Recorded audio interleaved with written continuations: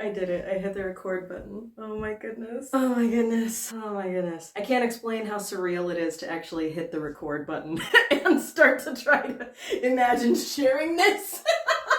Oh my goodness. I did this to myself. I did this to myself. Why did I do this? Put the stick down, Chloe. Put the stick down. The stick will only further embolden you to make a fool of yourself on the internet. Chloe, just get through the filming of it, and then if you start to feel too cringe while you're editing it, you don't actually have to post it. Cringe is not real. There's no such thing as cringe. I am cringe, but I am free. Okay. Okay. Hello there, my parasocial pals, and welcome back to my channel. If you're new here, thank you so much for joining us. My name is Chloe Payne, and I have no idea what I'm doing. Today is a big day.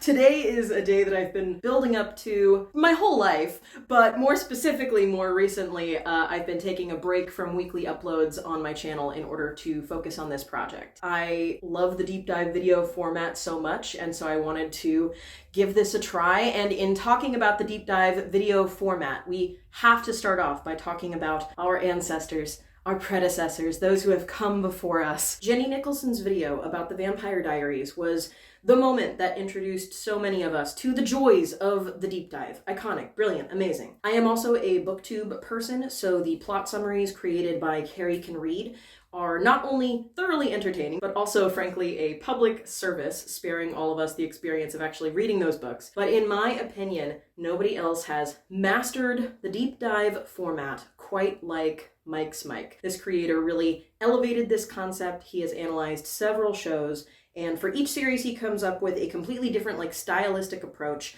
All the videos are so in-depth, peak fandom energy. Mike's Mike is really in his art pop era. He's at the top of the game. And with Mike's most recent masterpiece, he is taking on the juggernaut, Lost. When I sat down to watch the Lost video, I wondered if Mike might mention a certain other show when discussing the many credits of J.J. Abrams, who also created Lost. And sure enough, there was a whole section at the beginning of Mike's video that credited some of the other accomplishments of the prolific writer, director, show creator. He mentioned Person of Interest. He mentioned Westworld. He even got so close to satiating my specific craving by mentioning Alias. Alas, I was left high and dry, unsatiated, unsatisfied, but inspired. This is so stupid. I felt called to action. I felt summoned to the task, because if no one else is going to honor the character that brought J.J. Abrams to the television industry, then I will step up. I will take the hand of the goddess who started it all, and I will lead her into the spotlight where she belongs. That's right. Today, we are talking about Felicity. Does anybody else even remember this show? I think this is a video that I'm just making for me. This has just been really fun for me to work on. Purely, it's felt just like a hobby, like a personal craft project. It's surreal to think now about actually sharing it with other people, and I'm reassuring myself by reminding myself I'm not really sharing it with other people, because I don't think anyone else is gonna watch this video. I think this is just for me, and that's fine. If this is just my personal little magnum opus, my way of sort of paying homage to this guilty pleasure show that got me through college, then that's okay. That will absolutely be enough for me. But in the unlikely event that anybody else out there also likes this type of deep dive format and remembers this show, like if there's a Venn diagram crossover of people who like watching videos like this and who are geriatric millennials like myself who remember Felicity, then the diagram is a circle, full crossover. Let's go on this journey together. And before I get off the topic of Mike's Mike specifically, I just want to genuinely say I am so sincerely grateful to that creator for the inspiration and for the sharing of fandom joy. I'm titling this video in the same kind of format as Mike's Mike always does, and that's sort of just my small way of trying to pay homage. I think that an appropriately unhinged recap is the absolute perfect way to describe what this niche type of video is all about. So again, I doubt that anybody is going to watch this video, let alone that Mike would ever see it. But in the unlikely event that this moment, this footage does ever reach Mike, I just want to say, what you call insanity, I call inspiration. Thank you for all that you do. I don't know how a salute works. The reason that we're going to talk about Felicity today is because this is the guilty pleasure show that I grew up with. I just have a very personal connection to it. The show aired between 1998 and 2002. So I was watching the weekly episodes between the ages when I was like 12 to 16 in that time frame, when I was a weird, repressed, dramatic, pretentious little teenager myself. This was the perfect show to make me feel like I was watching something that gave me some hope of like, yeah, one day I'm gonna get out of this crummy little town, and I'm gonna go to the big city, and I'll wear carefully tussled sweaters, and multiple suitors will be clamoring for my affection, just like they do for Felicity. It was just a really fun show when I was young, and watching it live to sort of like help me daydream about like what life after high school might be like. And then when I was in college, my early 20s, my adult life, this was always the show that was sort of like my comfort rewatch, my thing to binge whenever I was depressed or had a sick day. Here is a picture of my college friends gifting me the seasons I didn't yet own of the DVD box set for my 20th birthday. If you could do me a favor and not tell anybody that I showed you those pictures, that can just stay between us, right? You don't need to perceive me or share that information with anybody else who might perceive me, right? Thank you so, so much. Okay, great. I got rid of all of my DVDs, all my physical media stuff years ago, but I randomly just started another rewatch of Felicity recently because in May I got the flu and I got my period at the exact same time. So I just had like a week and a half where I was feeling like hot garbage. Felicity is on Hulu. All 4 seasons are available to watch there. So it was a no-brainer. And then shortly after that was when Mike's Mike uploaded the first Lost video. So between those two factors, it just felt like the stars were aligning. I felt called. I've never made a video like this before, but I think we're gonna have a really good time. I'm not supposed to be cursing. I'm trying to get myself out of the habit of cursing on YouTube because the algorithm doesn't like curse words. Rephrasing. I've never made a video like this before, but I do believe we shall have a jolly good time endeavoring upon this project together. Why do I feel like the British accent is the thing that is like, oh, I'm not cursing anymore, I'm being fancy. I'm using my words. I think you'll really like this video if you remember Felicity and this topic makes you feel nostalgic. I think you'll really like this video if you have never heard of Felicity, but you'd really enjoy like cringy, over-the-top, earnest teen dramas. This has all the angst and all the relationship drama that you could want. I think that you'll really enjoy this video if you're just a fan of media literacy, because this show kind of happened in a unique place in television history, in my opinion, so that's interesting to talk about. I mean, at one point I considered calling this video something like Felicity walked so that Riverdale could run. It does have a really interesting place in like the zeitgeist timeline of pop culture. Here is a brief overview of what you can expect from this video in case you're only interested in certain topics and you want to jump around through the timestamps. The next section that we're about to jump into is background information about the show, things about the casting, how the show was created, the expectations that audiences had for it, kind of based on like the marketing. And then the next section, we're gonna go through the pilot like beat by beat. We're gonna go through the pilot with a fine-toothed comb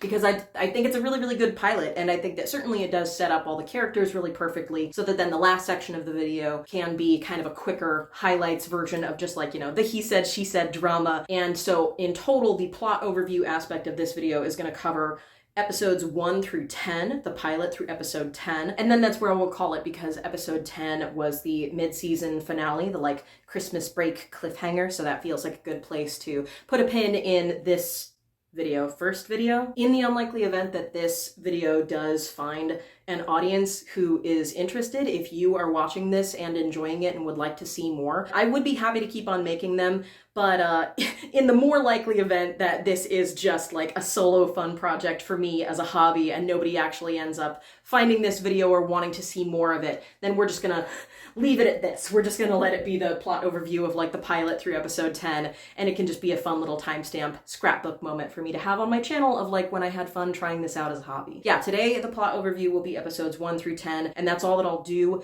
unless people see this video, enjoy this video, and would like to see more. I would be happy to do the second half of the first season. I would be happy to do all 4 seasons. Personally, season 3 is my favorite. Season 3 is my emotional support season, so it would be incredible if I ever got the opportunity to get that far. Realistically, I am having a great time just doing this video, and we're just gonna cover episodes 1 through 10 Have I said everything that I meant to say? Oh, well, the last thing that I'll just say is that I did put like a silly amount of work into this, which you could just call my problem. But if you are watching this and would like to just express that tiny bit of thank you to Chloe for trying this out, any of the little things that you could do to support the channel are greatly appreciated. You could like the video by hitting the thumbs up. You could leave a comment. You could subscribe. Maybe leave a comment now to say whether or not you were Team Ben or Team Noel back in the day. As time goes on, then you can reflect on whether or not you actually still agree with that opinion once you kind of have a refresh of like the antics those boys actually got up to. You could share this video with other elder millennials like myself who might actually remember the show. Yeah, just if you feel like doing any of those little things. My goal for the channel is for us to hit 1,000 subscribers by the end of the year. That would be incredible. Anything that you may want to do to just take a moment to support the, you know, nerdy small YouTuber would be very much appreciated. And thank you for considering it. Thank you for being here.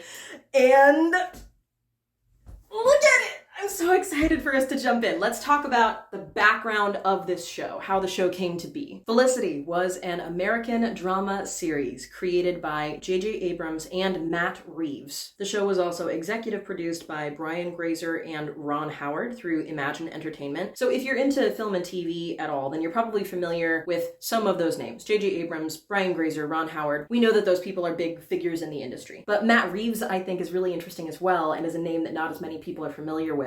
Felicity was the first big TV project for both J.J. Abrams and Matt Reeves, and obviously J.J. Abrams went on to do a lot in the TV world, Alias, Person of Interest, Lost, all that good stuff. Matt Reeves went pretty primarily into movies, and he's directed huge projects like Cloverfield and the sequels to the Planet of the Apes movies. Most recently, he was the director of the Robert Pattinson Batman. The Batman. Where are they? So yeah, I just find that really fascinating. You don't often think about the Felicity to Star Wars pipeline or the Felicity to Batman pipeline, but it does have a lot to do with these two really huge creators getting their start with this small show that really then got them the recognition and the experience that they needed to keep building on to do the other things they went on to do for their careers. And it's also worth noting that Kerry Russell has worked with both of these creators again. She was in the Rise of the Planet of the Apes? Dawn of the Planet of the Apes. She was in the Dawn of the Planet of the Apes. Literally the only thing that I remember about that whole movie series. And she was in Rise of Skywalker. I remember when I watched Rise of Skywalker for the first time, I had heard that Kerry Russell was going to be in it, but I hadn't looked at any pictures or I didn't know the name of the character. And of course, if you've seen it, you know that her character is largely behind a visor most of the time. You don't see her face, her features, but you hear her voice. And literally, the people that I was with got very annoyed with me because we were in the theater, and when I first heard that voice, I said, Felicity. And I have the memory of a goldfish, so I forget these things all over and over again. So recently, my brother and I also sat down and rewatched all the Star Wars movies, and I literally did the exact same thing. I didn't remember that she was in it, and then as soon as I heard the voice with the character on the screen, I turned to my brother and I went, Felicity! It's Felicity! That's Kerry Russell! So anyway, yeah, I think that it's cool that Felicity, her name is Kerry Russell. I think that it's cool that Kerry Russell went on to work with both of the creators of the show again. We're going to talk multiple times throughout this section about how the vibes seemed to be really good behind the scenes. This was a really good set to work on. Everybody got along really well. The fact that Kerry Russell worked with both of the creators of the show in other projects again, years down the line, I just think that's a really nice example of the fact that everybody obviously got along well on the Felicity set. The show originally aired on the WB, a network which is now defunct. When you watch the episodes on Hulu, there's branding or watermarking about, I think it's an ABC property now, or like Freeform, ABC Family, and of course all of that I think is ultimately owned by Disney. My brain has a hard time grasping the concepts about like who owns properties or licenses to certain things. I think it's technically now like an ABC joint, but originally Felicity was a WB show. If you were not around in the time of the WB, it's the exact same thing as the CW. At one point, the WB was like the source for teen dramas especially. They had Buffy the Vampire Slayer, and they had Dawson's Creek, and Felicity was a big one, but they also really kind of struggled with their viability as a network because they were constantly having to try to compete with the new technology of their time, which was cable and the fact that people could sit down and have all these options. So how do we keep an audience's attention when we have to keep up with competing against so many channels? That was the big challenge for the WB back in the day. And ultimately the network went under because they couldn't keep up with that competition. And similarly now we have the CW is a network that has always relied on having a very active fandom behind its shows, often a very young fandom. Shows like Supernatural and The Vampire Diaries, most recently, of course, Riverdale. But then the CW also really struggles to keep up with today's current technology competitor, which is streaming and how people can watch whatever they want online. So why would they be turning on their TV to watch something on the CW network? That's the big competition now. And a lot of people feel like the future of the network is very uncertain now that Riverdale has aired its final season. The similarity between the WB and the CW makes a lot of sense because, although again, my brain has a difficult time understanding these concepts, the CW basically is what the WB turned into. Like the CW was kind of cobbled together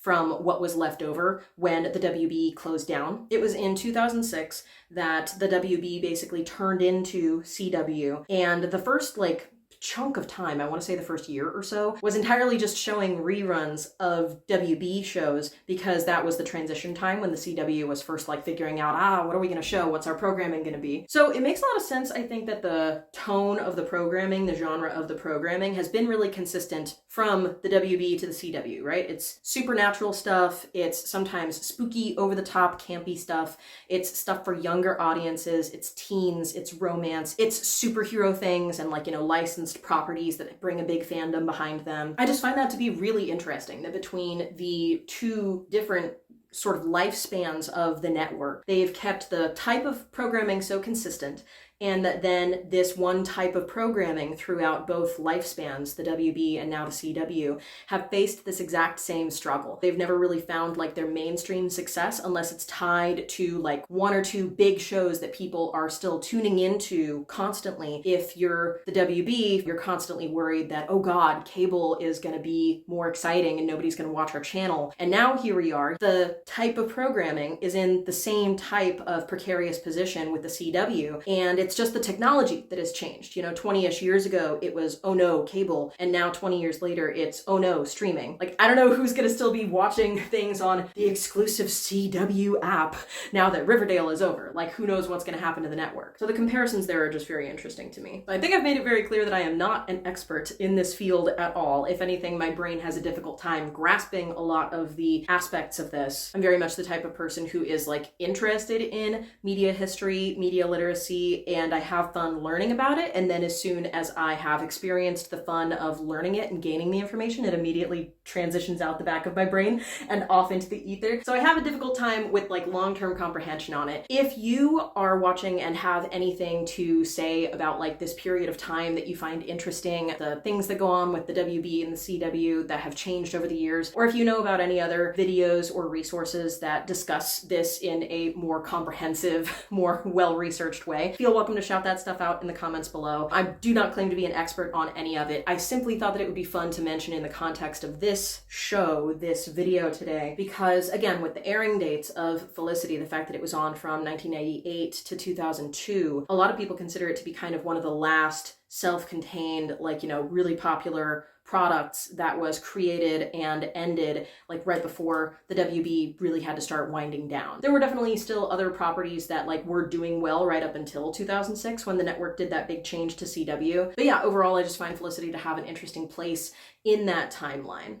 Speaking of how poorly researched I am and I don't have a firm grasp on many aspects of history, we're gonna talk now about how the show was created. The TLDR version is I kind of don't know, and there isn't really a main story. What we're doing right here in this background section is less to do with the fact that I researched anything. I, back in the day, watched the DVD commentary tracks so much. The version of today, we have podcasts and all this other stuff. I am the type of brainless millennial who just constantly has a podcast or YouTube video going. I can't be in silence for any amount of time. Back in the day, that equivalent was, even if I wasn't actively watching the show, I would have the DVDs going and have the commentary track going constantly. And through that experience, I just ingested a ton of silly behind the scenes information that led to other interviews that I watched on YouTube over the years. So the background information that we're going to be discussing in this section and peppered out throughout the plot summary is primarily just Chloe's version of Felicity. You're getting the things that stuck out to me. And yeah, to the best of my recollection, I have never heard there being any specific eureka anecdote about like how the show was created, who came up with the idea for the show. Basically, the main thing that seems to have been like the kernel of inspiration was just J.J. Abrams and Matt Reeves reflecting on the idea of the road not taken, the idea of what it would look like for a character to actually take that less traveled road. The wistful thinking of what if you could go back.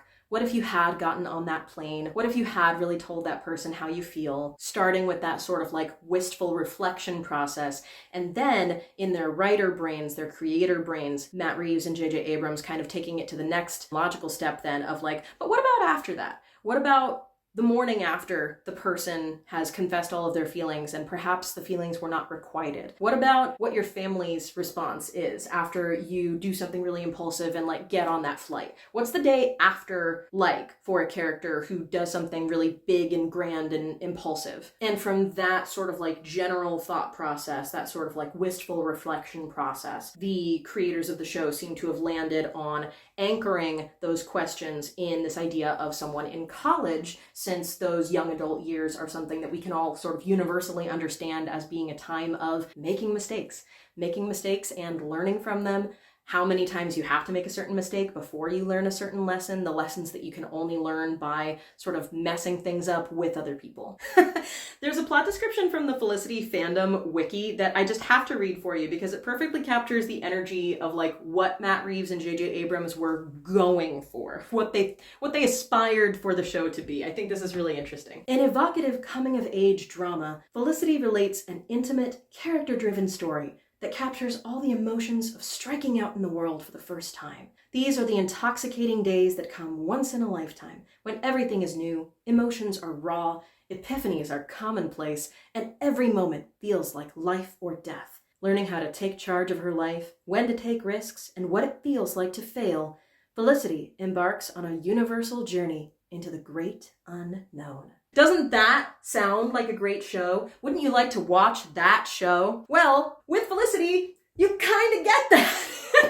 It's just so funny because reading that description, it really gives you the idea of the illusions of grandeur that they had, what they thought they were going to create. And there are definitely times during this show when that tone is accomplished, especially certain character arcs, certain moments of music and cinematography really hit that sweet spot. For the most part though, this is definitely just such trashy teen drama. It's a lot of who's making out with who has broken whose heart. It's a lot of, but which major should I pick? It does really capture like the high stakes, young, stupid people who feel like every single thing that they're going through is life or death, really, really high stakes. For the most part, that experience though is just watered down into like every single little micro interaction between these characters just creates such drama from week to week to week. So I find this to be a really interesting show for satisfying the almost itch that a lot of us have for watching like reality TV, right? Of like, you kind of just want something trashy and pulpy and like to watch people who are making bad choices and you can sort of laugh at it or reflect on it from afar. And then there are some moments throughout the show though that do really hint at like that heart that was behind it. The idea that J.J. Abrams and Matt Reeves had when they conceptualized the show.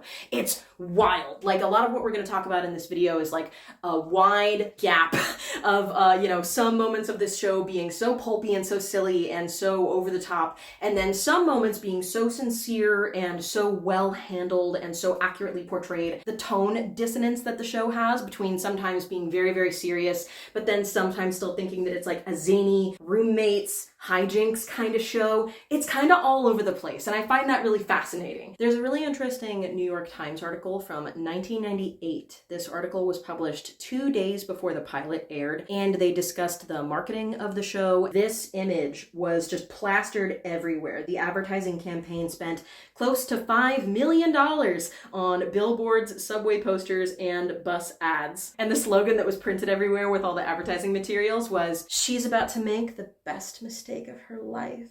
For me, the most fascinating part of this article is the closing section. It features some quotes from like a very green J.J. Abrams, like totally new to all of this. And his point of view is so endearing, almost to the point of sounding naive. He talks about how he understands, of course, like the realities of marketing, but that he's going to be really sad if the show is annoying to people before they've even had the chance to experience it. My favorite of his quotes in this article: "The one thing I regret is that there's not a chance of having people discover Felicity for themselves." The way that J.J. Abrams discovered Felicity's actor and the rest of the cast is the last topic that we'll discuss, because I'm just so in love with this cast, and there's so much rich history behind how a lot of them ended up in these roles and what things were like behind the scenes for the actors, for the cast. Kerry Russell was a former Mouseketeer, and as she'd gotten older, she had started to land small roles in TV and movies. She has explained in interviews in the years since that when she got the audition, she was really, really nervous,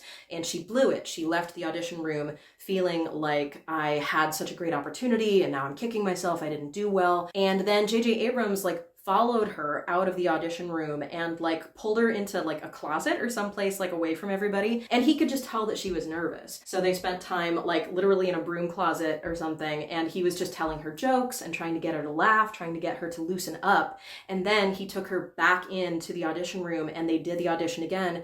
And that time she nailed it. I'll only highlight 2 other specific casting stories because they're just uncanny once you understand the character dynamics of the roles that they ended up in. So Scott Foley is the actor who was ultimately cast as the nerdy, nice guy, Noel. But originally, Scott Foley was actually cast to play Ben, the jock. Basically, the whole casting process in LA was going really, really well. They had basically all the roles filled, except they couldn't find somebody who could have the perfect balance of nice guy next door and handsome to play the role of Noel. Noel was the last role that they were trying so desperately to fill, and they couldn't find anybody. Enter Scott Speedman. He was a struggling actor in Toronto, and his agents had him record a taped version of an audition for the role of Noel. The Felicity producers liked it well enough that they flew Scott Speedman out to LA to audition in person. And apparently he was so broke that he had a safety pin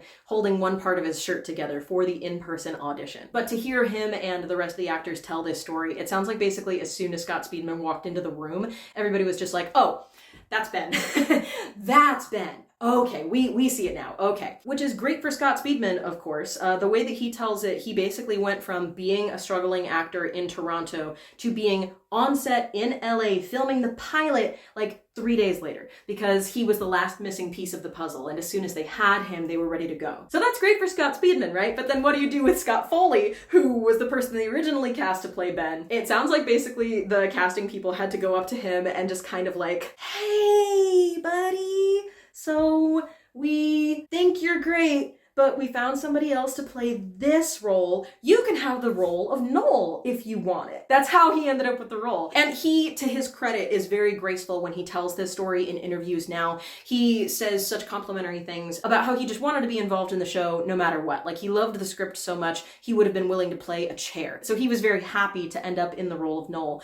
It's just uncanny.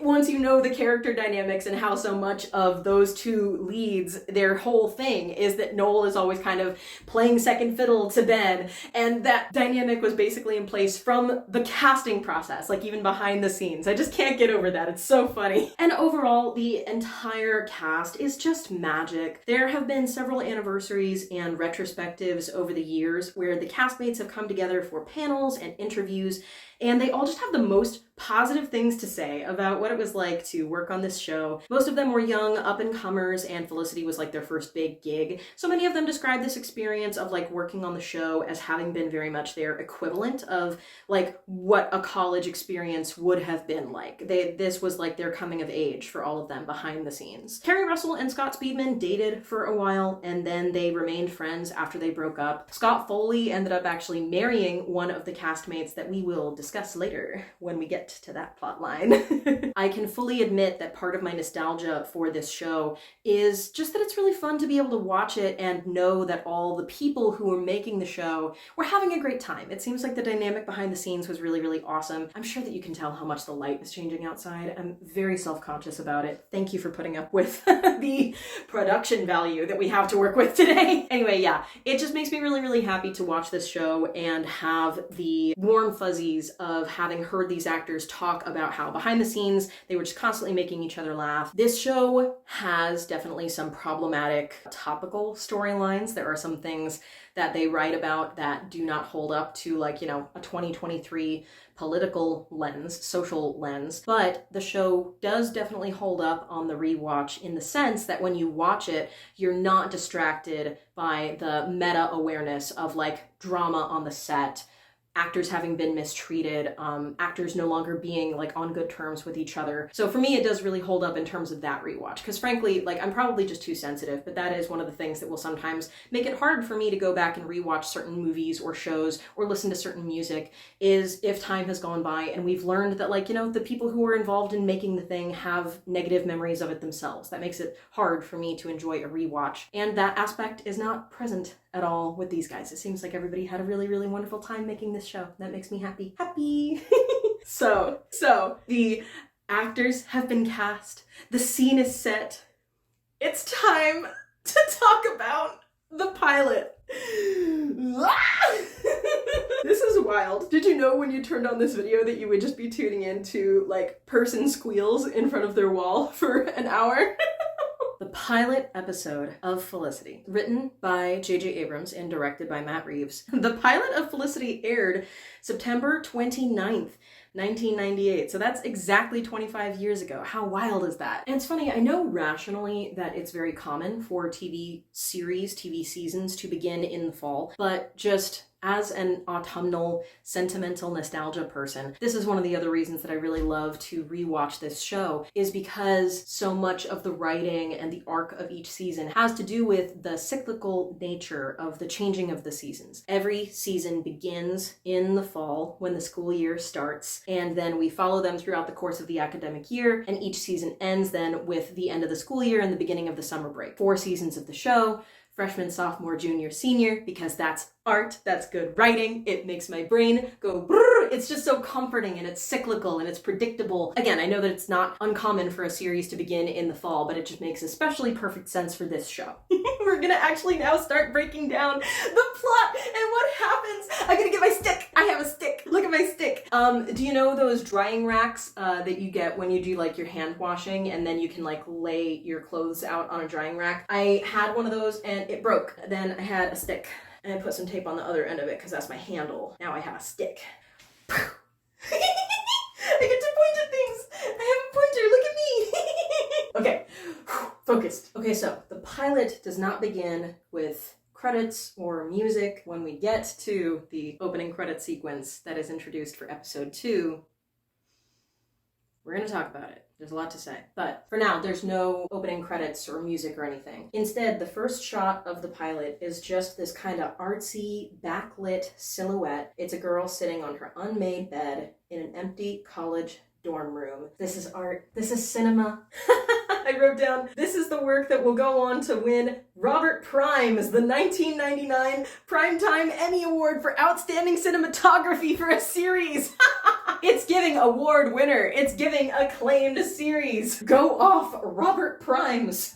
So after we sit there with the character for a moment, just listening to the sounds of New York City outside the window, Felicity Porter lifts a tape recorder to her mouth. That's right. A significant narrative framing device for this show is Kevin McAllister's favorite toy, the old school talk boy style of tape recorder. The first words of the entire show are Felicity recording herself speaking into this tape recorder, and she begins by saying, "Dear Sally." The scene changes as the monologue transitions us into a Felicity voiceover. We're now going to be flashing back on the last few months of Felicity's life as she is describing it to this Sally person. We see Felicity at her high school graduation, and she knows rationally that this is supposed to be a big day, but she describes just this numb feeling of like paralysis. She feels like all that she has to look forward to is the path that her parents have set out for her whole life, which is she's supposed to attend Stanford, her daddy's alma mater, and she's going to become a doctor and stay home while she's going to college. That's what her parents expect. That's what they've always talked about doing. Alma mater? Did I say alma mater? Alma mater. Why do we call it that? Is it probably Latin? Probably Latin. The Latins be telling us how to do words. So now the graduation ceremony is over, and the families are milling around outside the school, taking pictures. Felicity hears something that makes her turn and notice someone a few yards away. Ben Covington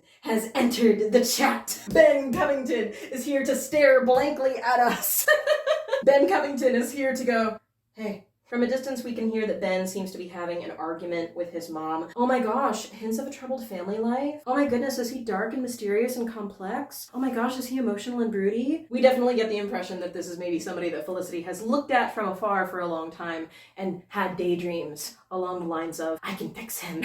Ben's mom stomps off. Felicity takes the opportunity to very shyly ask Ben, would you like to sign my yearbook? And to her shock, not only does he say yes, he takes his time. He has a lot to say in this yearbook entry for some reason that she cannot imagine. At one point, he even says like, hey, give me a minute. And he sits in the grass to really focus on whatever he's writing. Now, this is the point in the recap when I do need to reiterate that yes, I'm going to be including a like silly amount of detail for the pilot specifically. There will definitely be filler plot lines later on. We won't be going through with this fine-tooth of a comb for the entire video, but the tone of the pilot just sets up so much. The tone of the show compels me. So in one of my first moments of being like truly unnecessary about the amount of detail we're gonna cover here, I have to highlight this moment when Ben is sitting writing in the yearbook and you can just tell that Felicity is losing her mind. What is he writing? I don't know what's going on. She's nervous. She starts to do like the aimless pacing thing. And at one point, she does that adorable like rolling the ankles thing. And she's wearing these huge, chunky dress shoes. Junior high me felt seen.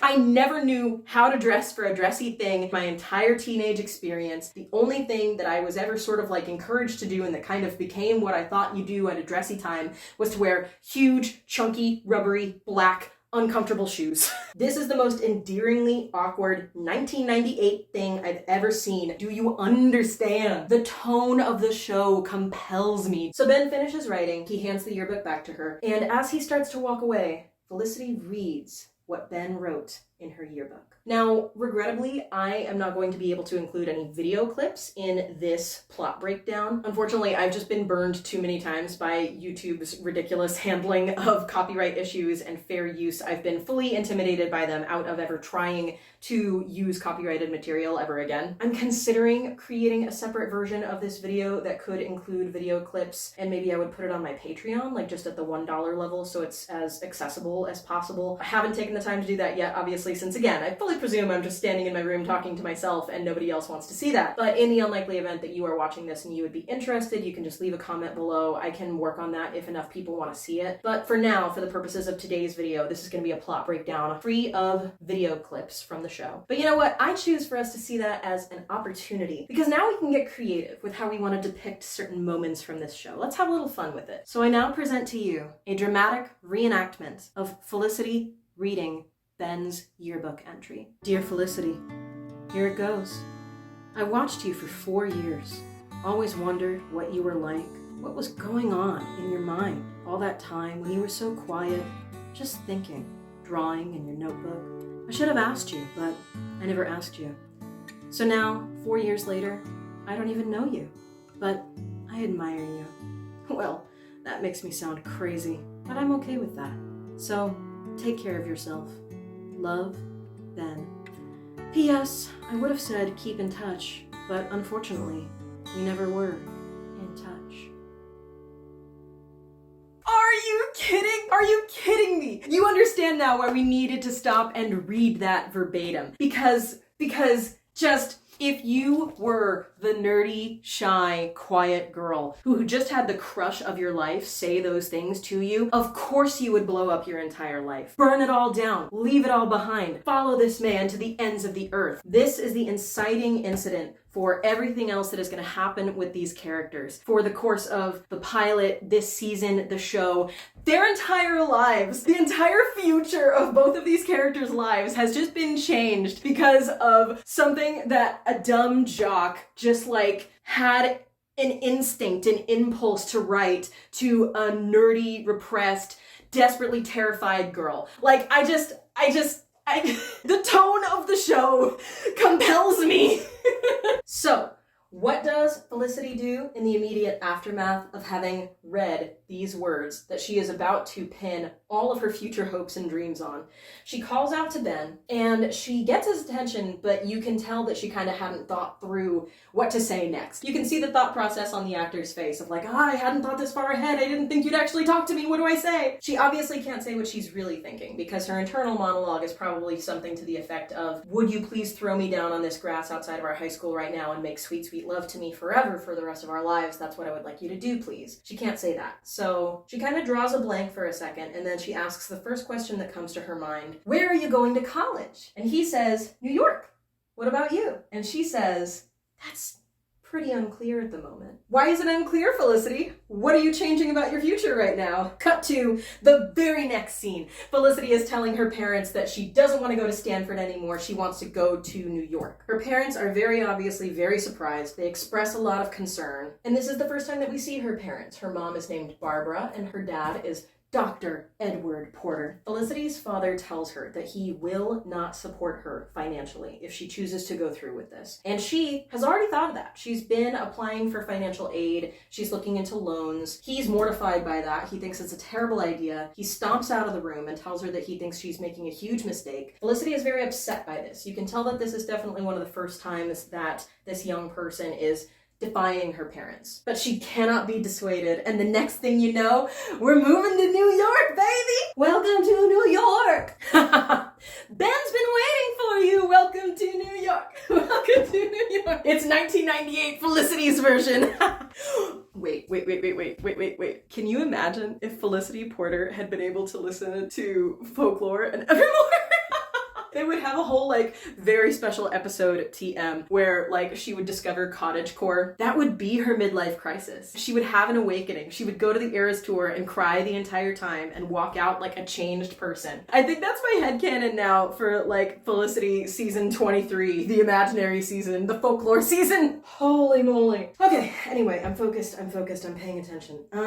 One of the things that is so well established in the pilot and, like, for the rest of the series is the presence of New York. This is a very New York show. The character and romance and backdrop of New York is very, very present. For the most part, it's a very charming aspect of the show. There are the occasional sort of shocking moments, just like with any pre-9/11 media, where sometimes you see a shot of the skyline and the Twin Towers are right there. As long as you're prepared for those occasional jarring moments, the fact that New York is a really present element of the show is really, really charming. The school that Ben and Felicity are attending is a fictional school. It's called University of New York. Very clearly meant to evoke the vibes of New York University. Is that the one? Yeah, NYU.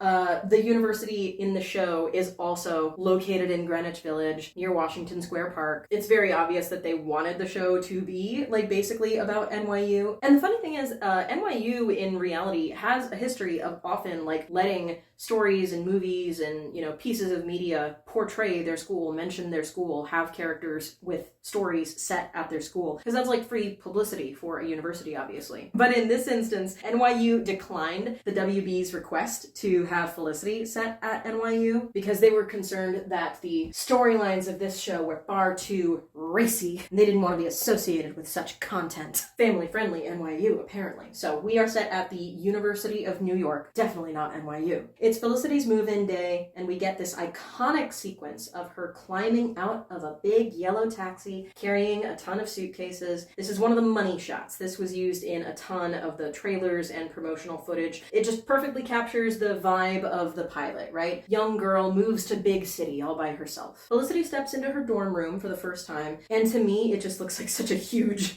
gorgeous amount of space. Her half of the shared room has a bed, and a chair and 2 windows? The luxury! I can't imagine such a thing from my own experiences. On a side note, be sure to watch the video that Tiffany Ferg did recently about the student housing crisis. I will link that down below. So yeah, Felicity is arriving in the space and her half of the dorm room is empty, of course. The camera pans though to show us that the other half of the room has obviously been occupied. Her roommate must have arrived before her. It's all decked out with goth decor. It's black and dark and moody. Obviously already the show is telling us something about this character and what the dynamic of the roommates might be, that they're kind of different people. Felicity sits at the foot of the bed and takes out her tape recorder, and we've now come full circle from the opening shots of the pilot. This has been Felicity filling Sally in on everything that's happened so far. Her final thoughts that she concludes with are just that her dad still thinks that this has been a terrible mistake for her to come to New York, and that she's still having doubts about this because of course she hasn't told anyone, but she knows that a big part of why she did this was essentially just to follow a boy across the country. So she's experiencing some doubt, but she wraps it up by saying, maybe it'll save my life or something.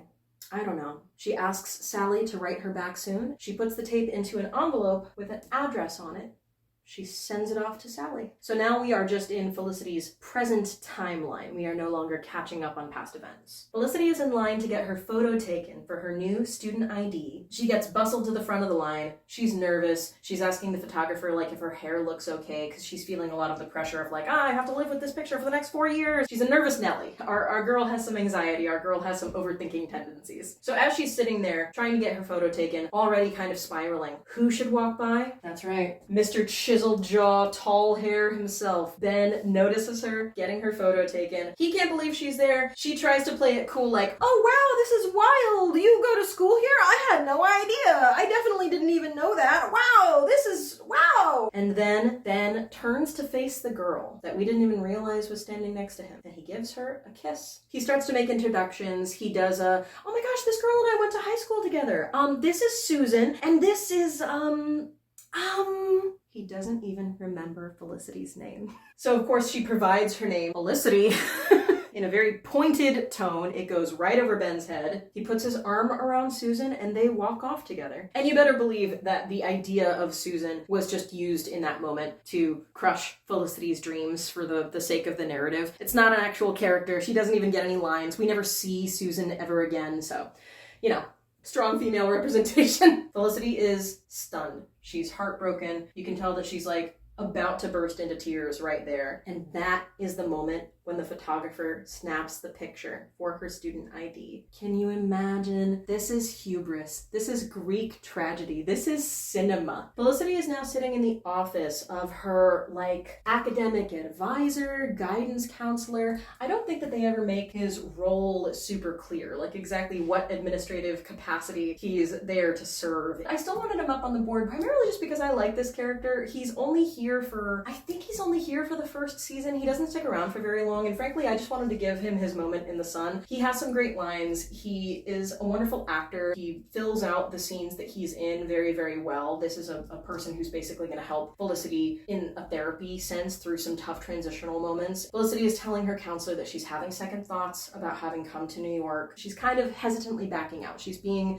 non-committal. The advisor reveals that Felicity's parents called him. He says that it's not uncommon for parents to express some concern, like he's had other parents contact him before, but in this instance he thought that it was worth mentioning to Felicity specifically because her parents went so far as to imply to him they don't think she has the independence to be in New York. They don't think that she can handle this. So that's really a blow to Felicity's confidence, her self-esteem. She gives a nice whimpery, they said that about me. Like she's obviously very stricken by this news. Just to really illustrate like how rock bottom Felicity is feeling in this scene, the song that is playing in the background, In the Arms of an Angel, by Sarah McLachlan.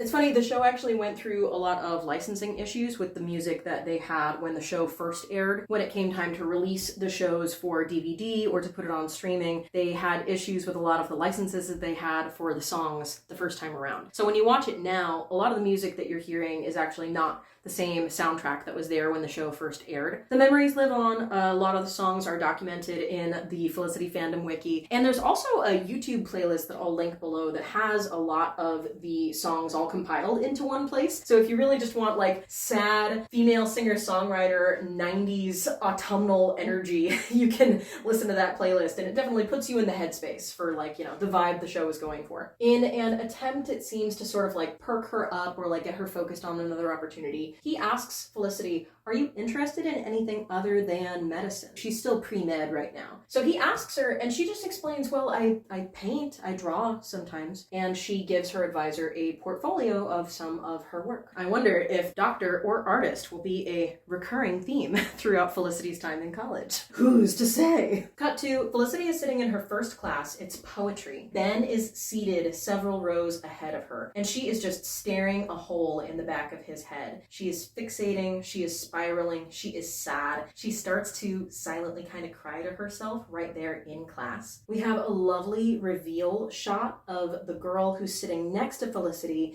She leans into the frame. She's looking over as she notices the sad, crying emo vibes that Felicity is giving off. Ladies and gentlemen, please welcome Julie. Julie, it's time for Julie. Julie is the best. You're gonna love Julie. Bestie meet cute is a really sweet little exchange. Julie does the classic passing a multiple choice note to ask if Felicity is okay. She writes a silly little joke in the next note, and it makes Felicity laugh really big right there in class, and it's really nice to see our girl smiling again after being so emo for a minute. Also, quick shout out from the note writing scene. Does anybody else remember those ballpoint pens that were fun because they were bright colors, but they were so terrible in terms of their quality and their performance? They either like dried out really quickly or they broke really easily, and then the whole inside of your backpack was covered in like blue neon ink. Does anybody else have that experience? No? Just me? Cool. Cool. No, me neither. I never did that. I was just asking in case you ever did that. I didn't do that. The next scene has the girls at lunch in the cafeteria. They're bonding. They're talking about their roommates. Felicity mentions that she still hasn't even met her mysterious goth roommate because the roomie seems to be sleeping somewhere else every night. So they're laughing. They're exchanging silly anecdotes about how weird it is to be a freshman, becoming friends. It's really nice. Then Felicity notices Ben sitting a few tables over, and she seems to be kind of bolstered with some confidence. She asks Ben if they can take a second to talk, and they step out into the stairwell. Felicity tells Ben everything. It's the classic kind of like rom-com spiral manic monologue. You know, she tells him all about how she basically followed him here to New York, and she can see now that that's totally crazy that she even did that. But you know, probably the only reason that she did it was because she was so obsessed with him in high school, and really how silly to get so obsessed with someone. It's probably just because they never talked. But you know, now I actually know you as like a person, and we can just talk so I can like get over this obsession, and I just don't want this to be weird for you. It's a lot. She's coming in hot. She blurts all that out, and she ends by just kind of shyly asking him, so what are you thinking? And he does his best. He's very gracious, does a very graceful job of just kind of playing it cool. He says, I'm so flattered. Honestly, this is just flattering, really is what I would call it. So how flattering? Cool. He obviously is uncomfortable. She tries to wrap up the moment with just like so we can be friends, right? We're just friends. This is fine. We're friends. And he's like, yeah, totally. Friends. He gives her sort of like, you know, the old pat on the arm, the like, there you go, buddy. Gets the hell out of there as fast as he can. It's a great moment that really demonstrates that like the show understands that Felicity is unhinged, borderline harmful to some people around her in this pilot and throughout the series. Like, look at this expression on Felicity's face after she confesses why she came to New York. This acting choice, this lighting choice, this is the show deliberately framing Felicity Porter as being certifiable. It makes me think of another photo that I remembered from back in the day and I never thought I'd see again, and thank goodness it was preserved on one of the fandom wiki pages. Look at this picture! This is a picture of a stalker staring at their prey. This is a terrifying photo. So just, yeah, I find that really fascinating that like from the outset, from the pilot, the show is very clear about making the statement that like Felicity is a person who makes mistakes. And really what a lot of the show is observing the ripple effect of how other people are impacted by her mistakes. And it takes her a long time to really sort of learn the lesson and start to change her actions in terms of, oh, when I do certain things, there are consequences for other people. Like in this scene that the two of them just had, Ben is put in a really uncomfortable, unfair position. And the way that the scene was set up, I think, makes that very apparent. And I just think that that's really cool, that like the show definitely has moments that are schmaltzy. The show definitely has some moments that, you know, rose-tinted glasses sugarcoat the experience of like what making some of these big impulsive choices would be like. But for the most part, it really is a show, especially in the pilot, especially in the first season, that embraces the fact, acknowledges the fact that like Felicity's kind of a not bad person, but maybe sometimes bad for the people around her. So, back to our plot summary. Some time goes by, we get a montage of like a couple weeks or so passing. Felicity is settling in, she's getting used to her life in New York. She gets a work-study job, she's working in the admissions office, she's settling into her dorm, we still haven't met her roommate. We cut to a scene where she is in her room, and for some reason she has the door open.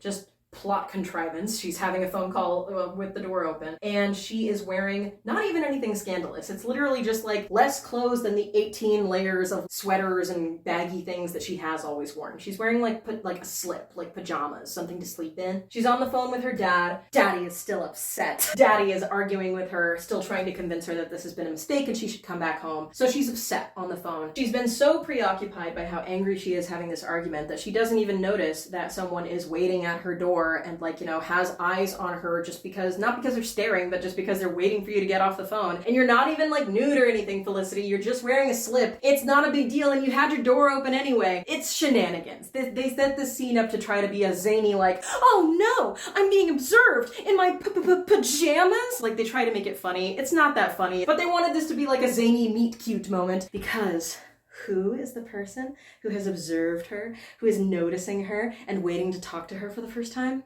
Guys, it's Noel. It's Noel Crane. I have to confess my bias. I was such a Noel stan. I shall try to approach this plot summary with some objectivity, but you, the viewing audience, of, I assume, no one. Me confessing to my camera. I need to confess that I do have a bias. You deserve to know that. Noel was waiting for her to get off the phone so that he could introduce himself. He is the resident advisor for their floor. So he's just going around introducing himself to everybody. He's explaining that if you ever need anything, issues with your room, or if there's just anything that you ever need to talk about, talk to me about anything. Cut to the very next scene. She's knocking on his door. She's a verbal processor, obviously. She has a lot of stuff to talk about. And today, in particular, since she was just at her work-study job, she has something to get off her chest. She's feeling very conflicted because at her work-study job today, in the admissions office, she had a moment of what she calls being consumed by temptation. No, girl, you just made a bad choice. You deliberately, intentionally, knowingly made a bad choice. And she read Ben's college application essay in some sort of like weird attempt to like know more about him or something. Violating this huge privacy policy I assume they have at the school. Huge red flag. But in doing this, she has learned that Ben had an older brother who got sick when he was a kid. His older brother passed away.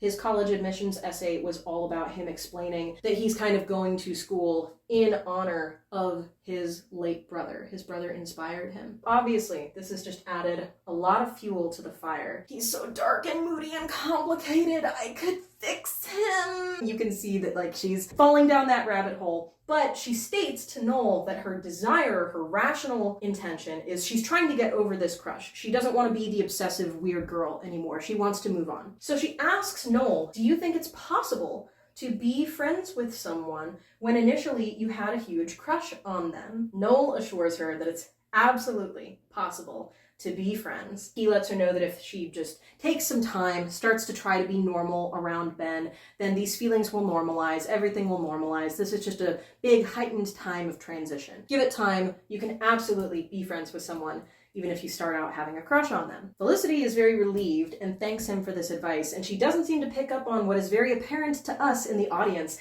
which is that this boy has heart eye emojis all around him when he looks at Felicity. We get the impression that the advice that he gave about, sure, it's possible to be friends with someone, that maybe he was trying to convince himself, oh gosh, I just met this person that I'm already feeling really intense feelings for, but I can definitely still just keep things professional and just be friends. So now it's 2 weeks later. Felicity is making progress trying to just be friends with Ben. They are studying in her dorm room because Ben has been struggling with their poetry class, so he asked for some help with studying. They schedule their next study session to take place the following night. Felicity had plans to hang out with Julie because they were also going to study for this poetry class that all three of them are in. So Felicity invites Ben to come along to study with them. And Ben asks, would that not be weird? Is it okay if I'm there when you and Julie are hanging out? Felicity says, no, of course.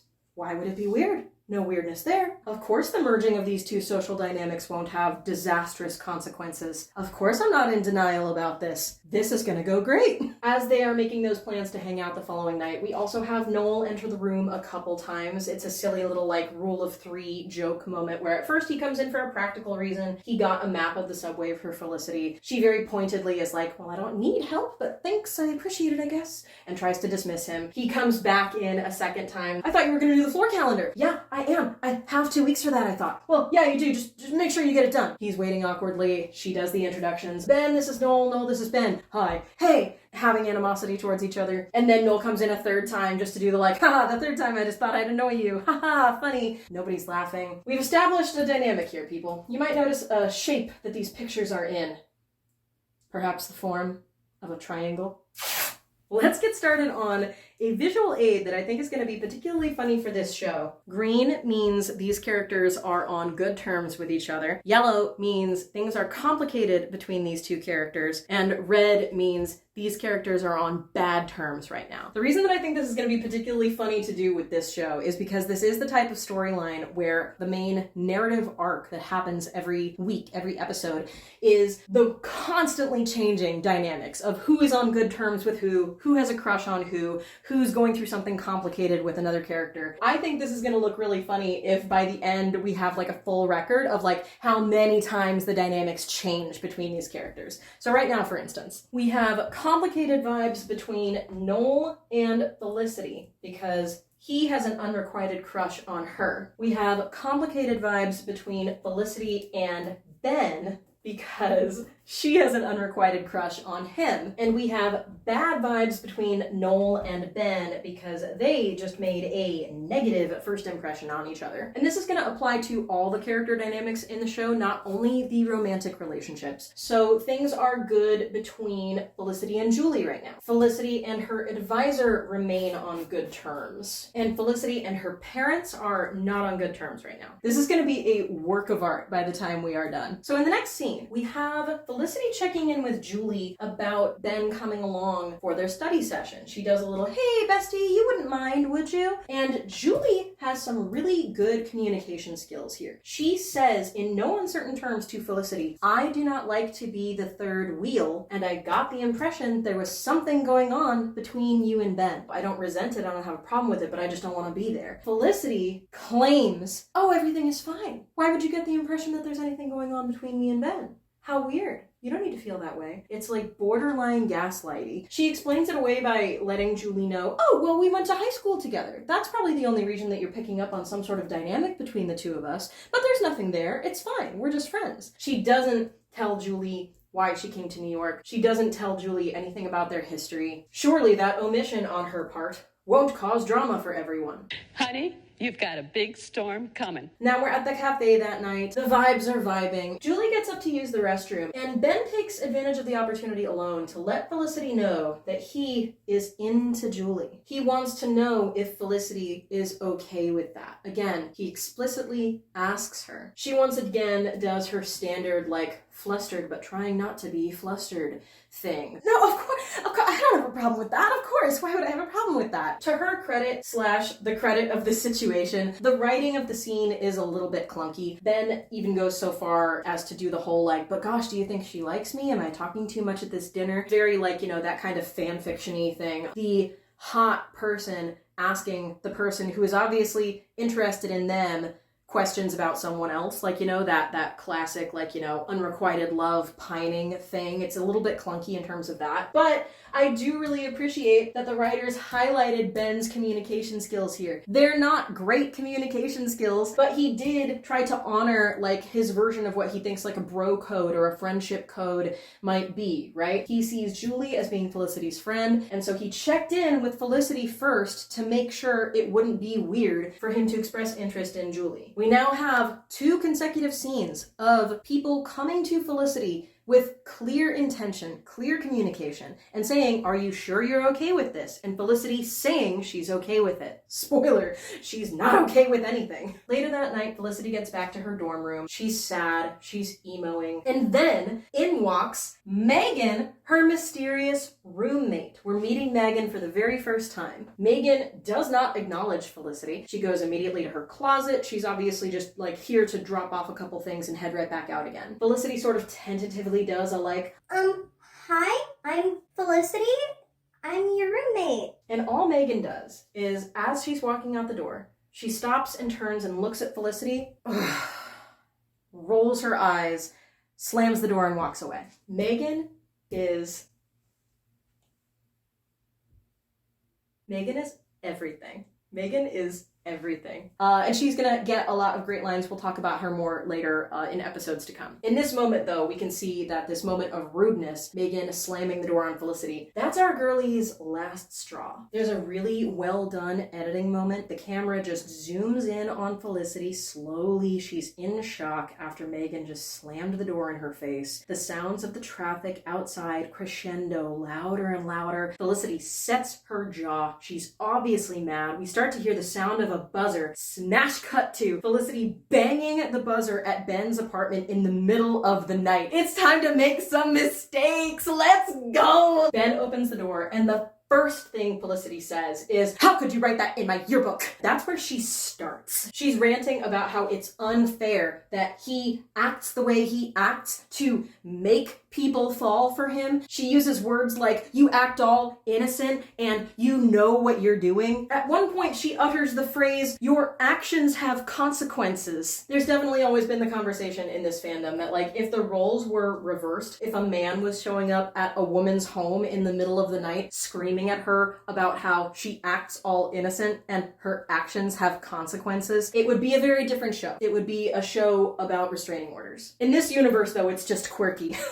Just girly things. Showing up to scream at my crush at his home in the middle of the night where he can't run away from me because my feelings are his problem. At one point, Felicity points out, well, I told you what all my feelings were and you said that you were fine with it. You even said that you were flattered. And he finally also lets out his pent-up aggression of like, what was I supposed to say in that moment? I was completely freaked out. I wasn't flattered. I was overwhelmed. He says something about how insane it is that she followed him across the country when she barely even knows him. And she retorts with, I know you better than you think. I know about your brother because I read your application essay. She's like proud of it. So at this point, he's thoroughly unsettled. He insists that all he's ever tried to do was just be nice to her. And she yells, you made me fall in love with you. She has used the word love. The argument has really reached a peak. And then Julie steps out from behind Ben. She was in his apartment in the middle of the night and she heard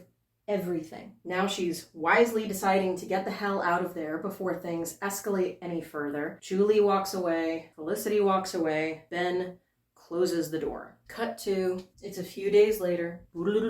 Time is passing. Felicity is sitting in her advisor's office again, and she's explaining that she has decided to just go back to California. It's time for her to get back on track. It's time for her to give up on this crazy mistake of coming to New York. Her parents are visiting that weekend, so it makes sense. She'll just go back with them and pretend this whole thing never happened. As she gets up to leave, he hands her portfolio back to her, and he says, I'm sure you'd make an exceptional doctor, but you're already a great artist. And she just sort of takes that in. Cut to now, we're in Felicity's dorm room, and Ben walks in to see her. He hands her a small package that is addressed to her. He mentions that it was left outside her room, probably just because somebody put it in the wrong mailbox by mistake. She takes a tape out of the package, and he asks who it's from. Now we're going to learn about Sally, who Sally is. Felicity explains that Sally was her French tutor back in the day, and they just had a really good bond. She's always been able to talk to Sally like she's never been able to talk to anybody else. Sally was always a very happy person, and she was engaged to be married, and then 3 months before the wedding, her fiance was in a motorcycle accident and passed away. So Sally has been on like a grieving journey, a healing journey ever since then. She packed up and hit the road. We get the impression that she moves around a lot. And the two of them have developed this sort of pen pal dynamic. They have not ever been able to talk to anybody else like they could talk to each other, so now they use tapes so that they can still talk to each other instead of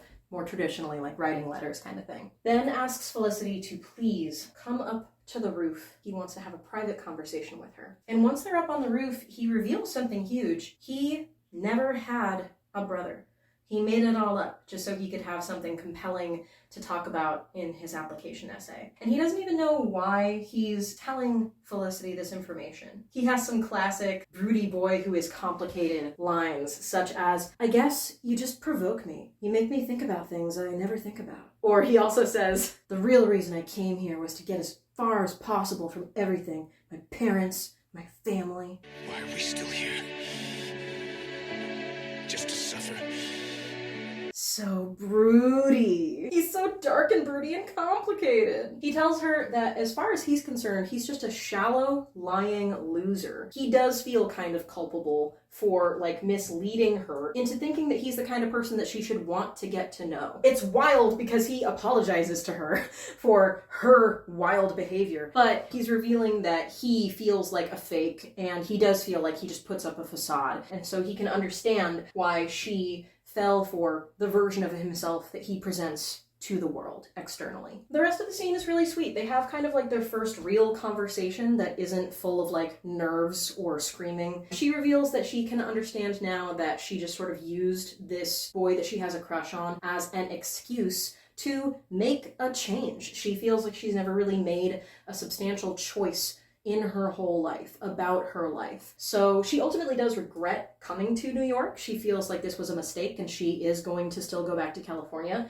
but she is glad to have like learned about herself, that like it was never about the boy. It was about her needing something to incite her wanting to make a change in her life. And she's feeling kind of weird now about the fact that like her first big choice that she ever tried to make was ultimately a mistake that she regrets. They seem to be really glad that they kind of got a little closer. They have a chill moment just vibing up on the roof, looking up at the city. And Ben says, "I can't wait to see this place when it snows." A poignant line, a line that will come up again later in the show. Next up we have Noel. He is making a grand overture to Felicity. He's trying to convince her that she needs to stay in New York. He argues that if she leaves now, she's just going to be kicking the can down the road, and years from now, all the same feelings that she's running away from by leaving New York are just going to come up again. And to his credit, he's making some good points. However, Felicity is smart here, and she asks him, "Do you have feelings for me?" And you can tell that she's sort of starting to understand he's somebody whose advice I want to take. I think that I need to know whether he has an ulterior motive in the advice that he gives me. He admits that yes,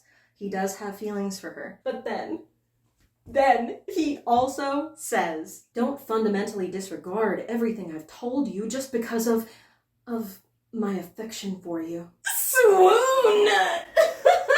Swoon! Are you kidding me? I know rationally that there's nothing really that unique about that line, but just something about how the words hit my ear when I was a kid. I loved that he used a mature term like affection instead of something juvenile like crush. I loved that it seemed like he was first and foremost concerned with her and her well-being as opposed to like any selfish desire that he might have for her to stay in New York. Like he's not arguing for her to stay in New York for his own sake. He's doing it for her own sake because he cares about her.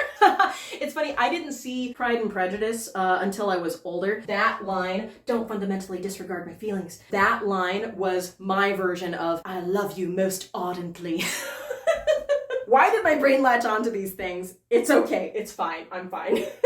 Next scene. Now we're in the cafeteria and Julie is trying to talk to Felicity. She flat out apologizes to Felicity, even though, reminder, she has literally done nothing wrong. She tells Felicity that if she'd known that Felicity had feelings for Ben, she never would have gone home with Ben. Felicity does not apologize. She doesn't even accept Julie's apology with much grace. She just says, well, it doesn't matter because I'm leaving. And she kind of just leaves it up in the air. Not Felicity's finest hour. Now it's the weekend, and Felicity's parents are visiting. They are rolling out the red carpet. You can tell that they feel like they have an in. Felicity has expressed some interest in maybe wanting to come back home, so they want to just really sweeten the pot, really entice her. Honey, we're so sorry that we overreacted. We're so glad that you're going to come back home. We'll cover every expense. They mention that they already worked everything out with Stanford so that she can start at school for the January term. And Felicity says, well, that doesn't make sense. I mean, what if I don't get in? What if they don't accept me? And her dad says, I took care of it. Felicity is surprised by this. What do you mean, Dad? And he explains, well, I'll just do what I did in the fall. I'll make a few calls. I'll take a few people to lunch. That's how these things work. Felicity is stunned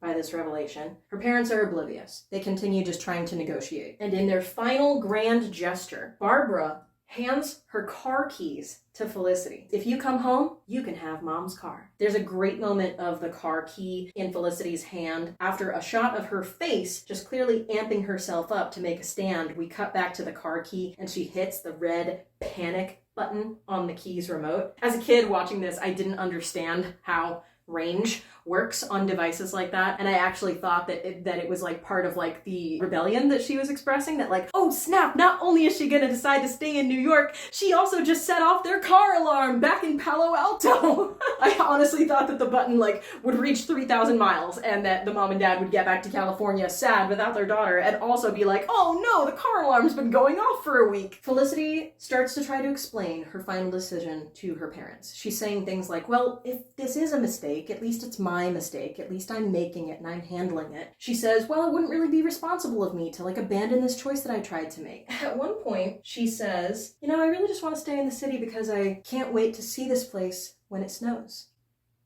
So a little bit of a callback to her conversation with Ben. She's still not saying outwardly that she's deciding to stay in New York because of a boy, but we, the audience, are now given that little bit of a clue through the dialogue that maybe Ben is at least on her mind as she's making this choice. There's a flicker of a curious expression on Mama's face. To me, it always felt kind of like recognition of like Felicity is doing something that Barbara maybe recognizes from her own youth, or maybe she's starting to kind of understand or even approve of Felicity's choice. It's a really good moment. It foreshadows some good storylines that we're going to see in the future with Barbara's character, but not Daddy. Daddy is more upset than ever. He reiterates that if Felicity makes this mistake, he will not financially support her, and that's the final straw. He won't even offer again to quote-unquote bail her out. Mom doesn't seem happy with this declaration, but she doesn't push back. She's not arguing with her husband. Felicity just says, well, if that's the choice that you need to make, then that's your choice. And that's the end of it. She's officially deciding to stay in New York, and she ended the conversation with her parents. Now it's montage wrap-up time. We're closing out the episode. Some gorgeous shots of Felicity just slow-mo walking through the city with her thoughts. I thought I remembered, and then I confirmed on the fandom wiki, the song that's playing during this ending montage, In Your Eyes by Peter Gabriel.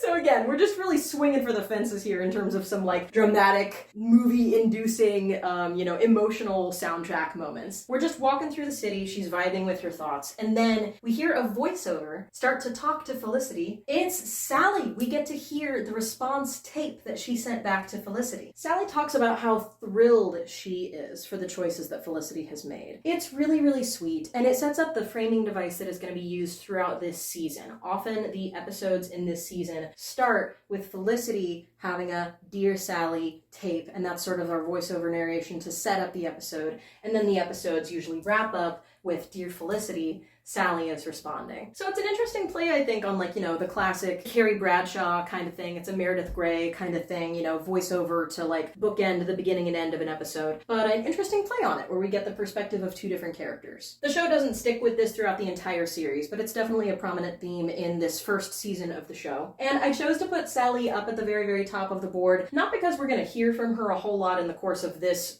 plot summary necessarily, but just because I kind of feel like she's like the omniscient moral compass kind of voice of the show. We never meet her on screen. She's entirely an off-screen character that we only ever know in narration, and she doesn't ever interact with anybody except in these exchanges with Felicity, and they always remain on good terms. And a fun fact, the actor who played the voice of Sally is Janine Garofalo. I didn't know at the time that the show was on because I don't think it's included in the credits. So then when I got older and I learned, like, you know, once IMDb was more like a regularly thing, I think that's where I learned that it was like an originally uncredited role, that she was the voice of that character. And it just provided a lot of context to be able to like look back as an adult and think about like the repressed person that I was as a kid who definitely had a crush on Janine Garofalo. Interesting that this turned out to be my comfort show.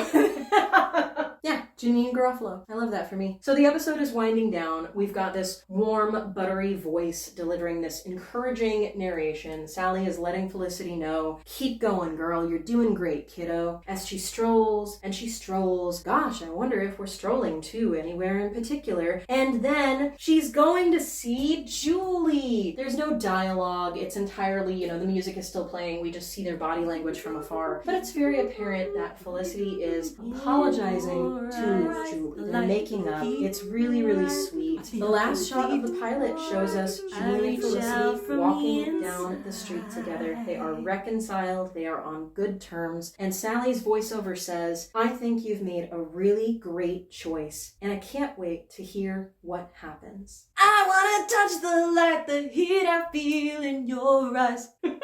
I just think that's a pretty perfect pilot. All the character motivations are established so well. We have a pretty good idea of who all of these people are. We've got this narrator who kind of becomes like the proxy for the audience with that last line. Like, me too, Sally! I can't wait to hear what happens too! That's how I feel! So from here on in, we'll do kind of highlight reels, the main plot points of all the rest of our episode summaries. Because from here on in, it's just a lot of like, who said what drama. Like, you know, changing alliances drama. Before we jump into the plot lines, I do just want to take a moment to celebrate that with episode 2, we get the opening sequence for the first time. The like credit sequence, you know, the opening theme music of the show. It is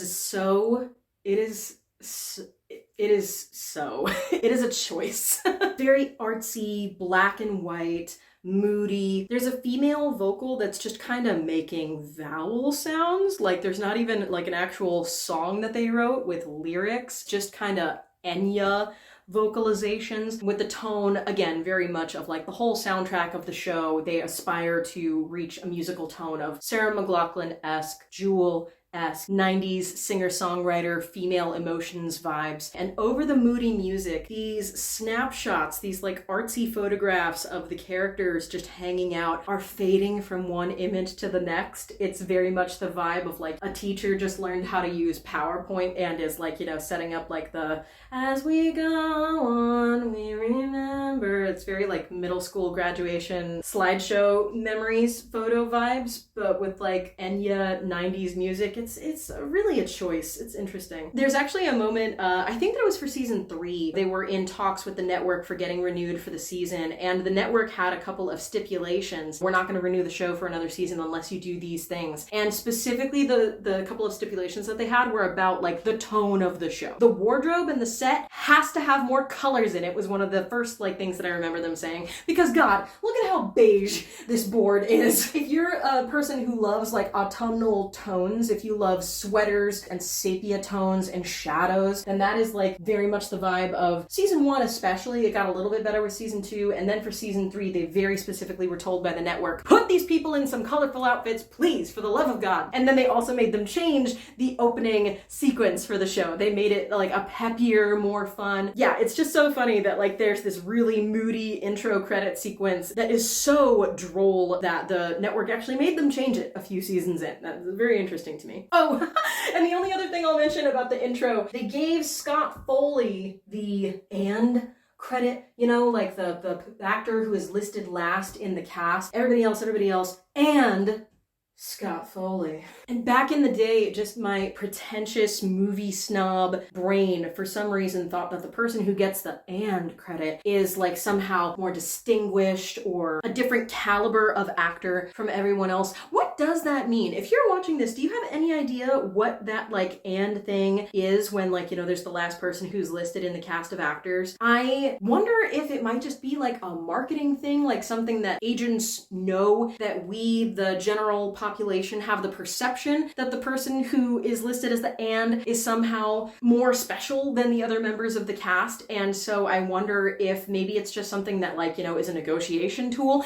Maybe it's something that they just did for Scott Foley as like a consolation thing for like, hey, sorry, you don't get to have the role that we told you were gonna be because we found somebody else that we want to be Ben. But tell you what, we'll make you the "and." You can be the special actor. Because I feel like typically the "and" thing is for actors who have sort of like a supporting role in whatever the project is, like people who aren't on screen as much but who they really want to still celebrate as having been there, or somebody who has like a longer, more established, celebrated career but has like a smaller role. I specifically associate the "and" thing with being like a smaller role, but literally Scott Foley is part of like the main love triangle of the entire show. Like Scott Foley is in every single episode, so I don't understand why they did that. All that I know is that part of my like Noel bias back in the day was that I definitely had this idea in my head that like he's the "and" member of the cast. He's like a distinguished person who's there to like really lead the troupe of actors, and like, oh, he takes this role so seriously. It's so good. His performance is so dedicated. And the show obviously also recognizes that Scott Foley is my special boy because they gave him the "and" credit. It was like validating for me in my silly obsession brain. Oh, goodness gracious, why do brains do things like that? So anyway, now that you're familiar with the opening credits sequence that sort of like sets the vibe at the beginning of every episode from here on in, let's jump into Episode 2. Felicity still has that job at the records keeping office, the admissions office, and her boss lets her know that someone requested a copy of Felicity's application essay. The office at least does not provide the essay to this person, so they like pass the bare minimum bar of confidentiality there. It's an older boss who gives Felicity the information, and she even has the gall to sort of do it in a teasing way, like, oh, Felicity, you have an admirer. Very normal workplace behavior. We love to see it. Very professional. Felicity assumes that Ben must be the person who asked for a copy of her essay, because he must be trying to like learn the same things about her that she learned about him when she illegally read his essay. So she gets the idea in her head that she is gonna give him the essay, and that then that's gonna show that like she's fine with this, or that like she isn't weird about the whole thing anymore, and so he can't be weird either. And so she decides to put her essay in the mail to send to him, because like it's this weird thing where like she thinks she's being direct and handling the situation head on, but she's gonna be coy by just like dropping it in the mail instead of talking to him about it face to face, even though they see each other regularly because they have class together. So it's a rather contrived plot point, but she has put her essay in the mail for Ben to receive. Felicity's parents show up. They actually went in person now to talk to the advisor and express all the same concerns to him in person that they expressed previously over the phone. Our daughter is obviously just having a rebellious phase. Please, you gotta help us get our daughter out of here. Felicity is mortified by this. She thought that her parents already went home after their last conversation, but apparently they stayed in the city. They extended their stay just so that they can keep trying to convince her to come back home. They get into an argument that the poor advisor is just having to try to mediate. He can barely like keep up with all their family drama. Felicity is yelling that you need to respect my choice. They're yelling, well, we just want to understand where you're coming from. We don't even understand why you've done this. Daddy finally exclaims, I'm even so desperate to try to understand your thinking that I called the admissions office and tried to get a copy of your essay so that I could read what you wrote and better try to understand you. That's right. It was Daddy who tried to violate Felicity's privacy, not Benjamin. So for Felicity, that means now she has put her essay in the mail to Ben, and he is just going to receive it out of the blue with no context. So she's worried about that, but there's nothing she can do about it because you can't reverse having put a letter in a mailbox. So now she's just waiting. It's a ticking time bomb. Ugh, this episode also begins like the ongoing idea of like the comedic beats, the comedic like B plots and C plots that we're gonna experience throughout the season. It most typically takes the form of Noel is the resident advisor, and there's a whole crazy cast of characters who are the people who live in the dorm. Noel has to wrangle with these crazy students at the dorm. That's a very common way that they try to insert some levity as like the comedic thing that's happening in the background while the main characters have their drama for every episode. This show really suffers from a tone issue. There are so many episodes where like the drama will be up here. The drama is elevated, people are crying, lives are on the line, it practically feels like. And then whiplash, 180, complete tone shift. We're dealing with like, you know, a college dude who has never done laundry before and now all of his clothes are pink. Somebody is growing a crazy new type of facial hair and the rest of the dorm is making fun of, like, there's just unnecessary, like nothing that moves the plot forward. And it's a lot of like, you know, topical stuff that doesn't hold up very well, certainly when looked at through like a 2023 lens. It's rough. It doesn't always hit super hard, but there are definitely some storylines that we're going to be getting into in this video where like it's borderline inappropriate. In this episode, the silly comedic storyline is slightly relevant to the larger plot, so I'll bring it up. Oftentimes in the episodes that we talk about, I'm not going to bring up whatever the silly roommates shenanigan storyline was because there are just so many of them and a lot of them are very annoying and don't have anything to do with advancing the plot. With everything else that we talk about, just remember that in the background, there's also something silly going on about like, but my roommate put their underwear in my refrigerator. In this episode, we have a cameo for a very young John Cho. John Cho goes to Noel and explains, my roommate not only talks in his sleep, but the things that he says in his sleep are about buying weapons to use against his roommate. And let me see what you have. No! Fun times with like dangerous roommates. Very lighthearted, normal thing to joke about. Later in the episode, Noel confronts the sleep-talking roommate, and the whole joke is just that he has glasses and wild hair and is kind of creepy. But literally, Noel just asks him like, so you're not gonna hurt anybody, right? 10 out of 10 mental health, professionalism at its finest, everyone feels safe and secure. Sir.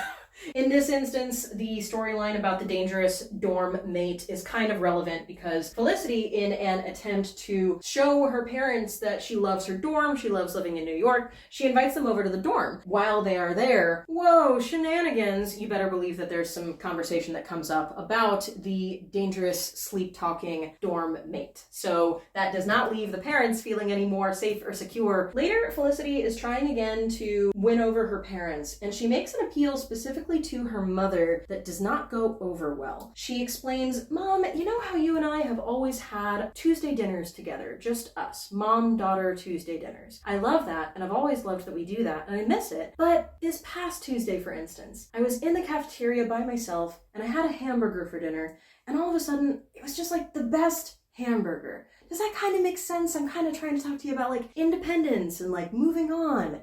The metaphor does not land for Barbara. Barbara is upset, does a whole like, oh, well, I didn't realize that my Tuesdays with you were such a burden.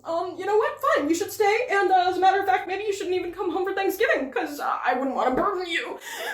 She does the dramatic mother thing and leaves in a huff. And Felicity is mortified. She's so sad that she upset her mother. We also get a quick check-in from a B plot regarding Ben and Julie. Ben is trying to stay in touch with Julie. Ben is trying to continue to express interest in Julie. Julie is trying to keep her distance from Ben out of respect for Felicity. But even though she's like trying to keep him at bay, you can tell that they are vibing. They have chemistry. They would be pursuing something with each other if Felicity were not in the picture. Oh, and this is also the first mention that we get of the fact that Julie is a music major. She plays guitar. That's more of a storyline in the second half of this season, but it's just really cute. She has like, you know, Annie DeFranco vibes. She plays at like some open mic nights and stuff. Felicity goes out to dinner with just her dad because mom is sulking back at the hotel room. And Daddy finally starts to come around. He can appreciate the fact that Felicity has like really stuck to her guns, and he has sort of a revelation that is like, what have I worked so hard for as a doctor and saving all this money and making all this money, if not to put my only kid through college? He does still very much maintain like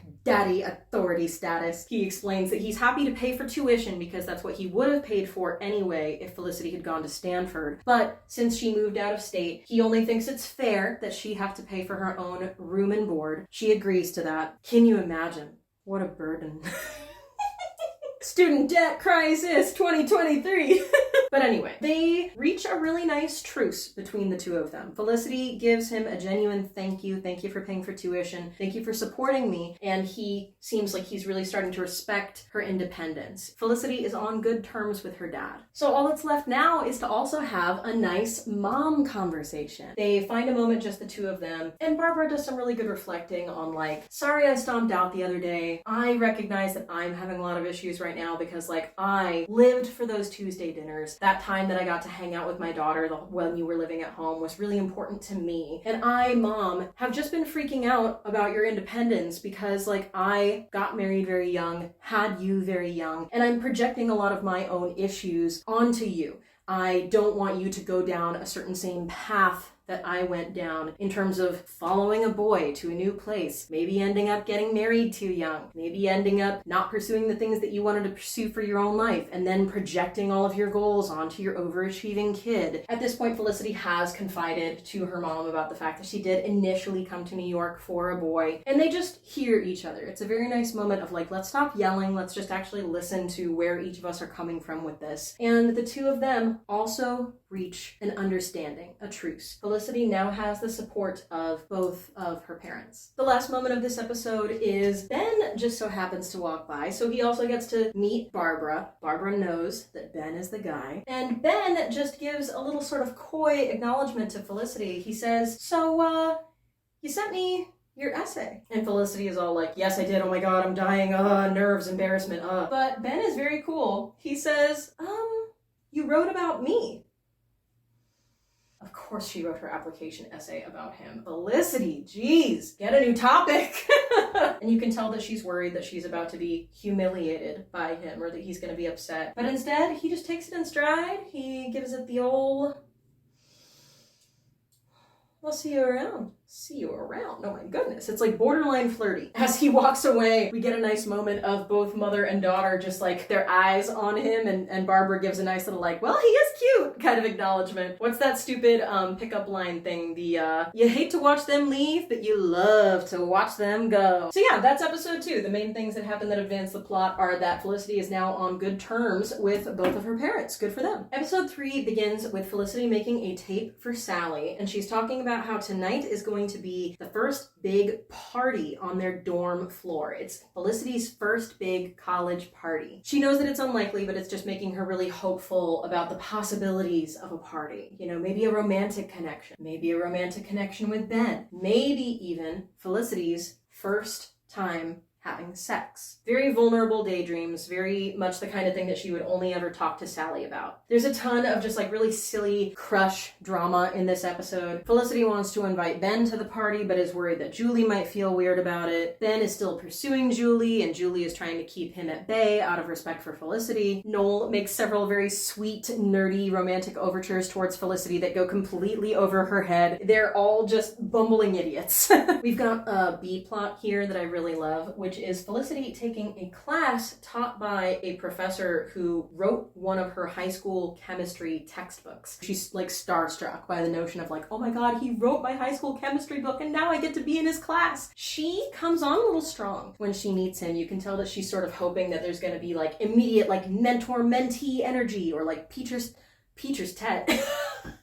pet kind of energy. And he is literally just neutral towards her, treats her like any other student. And for her, that's devastating. For her, she's like, teachers love me. Teachers always love me. Oh my God, he must hate me. Oh my God, this is terrible. Like, you know, she's just having to start to reckon with like, sometimes as an adult, you move through the world and you just can't worry about whether or not everybody 100% likes you. That's like a new concept for her. It's almost time for the party and we get this great scene between Felicity and Megan. You can tell that this is around the time when the showrunners or the writers or something started to really realize what an asset they have. The roommate character was originally just going to be a very small role, maybe even a non-speaking role, and that the like joke throughout the season would have been this gag of like the roommate who's hardly ever there and has like sassy goth eye roll communication just occasionally, but like never speaks. But it's a classic example of the kind of thing of like, you know, an actor comes in and completely changes the trajectory that the writers had for the role once the actor brings the role to life in a certain way. That's going to happen with several of the actors on this show throughout the course of the series. Yeah, definitely an instance where like as soon as Carrie Russell and this actor Amanda Amanda Foreman is her name. Wow, I just recalled that from memory. Her name is Amanda Foreman and I just remembered that. Oh God, why is this show so in my DNA? Probably because Megan is like a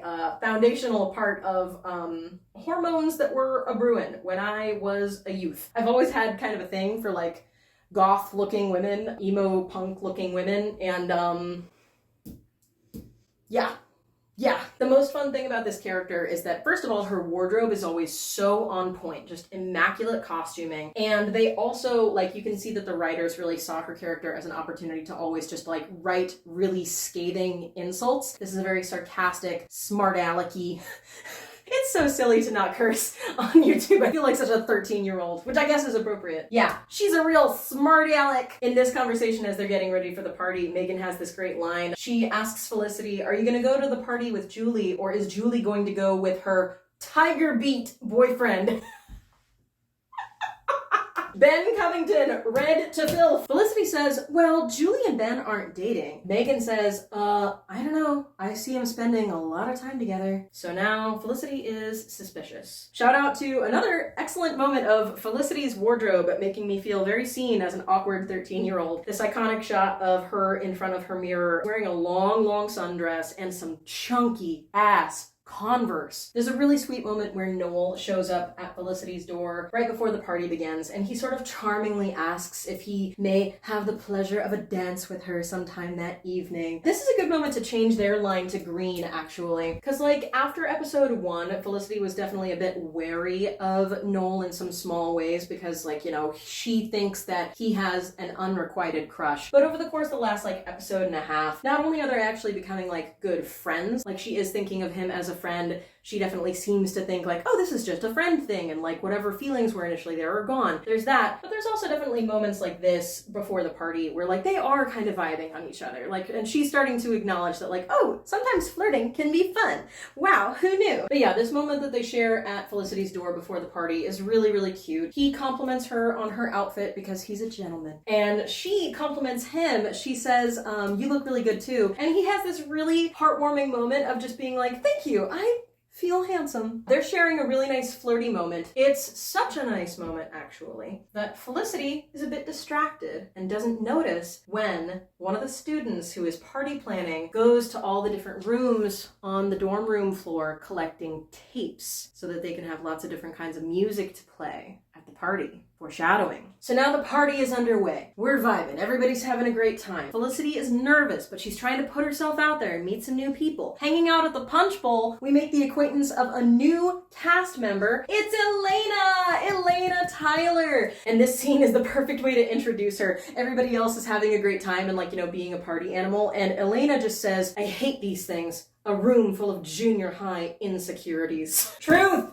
She speaks the truth. On the other side of the room, Felicity sees Julie and Ben literally just talking. They are just talking to each other, Felicity. Can two people not speak words in the same room as you? Not on my watch. Felicity takes Julie aside and like accuses Julie of being a liar, hanging out with Ben or flirting with Ben behind Felicity's back. Julie, I'm very proud of her, finally stands up for herself. And she says, listen, Ben asked me to go to this party and I said no because I'm trying to be a good friend to you. So now Felicity feels like a jerk. Julie stomps off, Ben goes after her. So Felicity is just at a low moment. She's upset, she feels like a jerk, she feels lonely. All of a sudden, the music stops. And we hear Felicity's voice over the loudspeakers at the party. We're hearing the words that she spoke into her tape recorder at the beginning of the episode. Oh my God, when that student went through all the dorm rooms earlier to collect cassette tapes to play for the DJ, Sally's tape must have gotten grabbed by mistake. And now everyone at the party is listening to Felicity talk about how she's never had sex before and how maybe this night of the party she'll get to have sex for the first time. Mortifying. Completely mortifying. Felicity storms over to the DJ booth to snatch her tape back. She stays in her room for the rest of the night of the party and is just sad and crying. Later that night, we get a scene that just so makes me think of college. It's so nostalgic for me. Weepy, depressed Felicity goes to the corner grocery to get herself a pint of ice cream and 1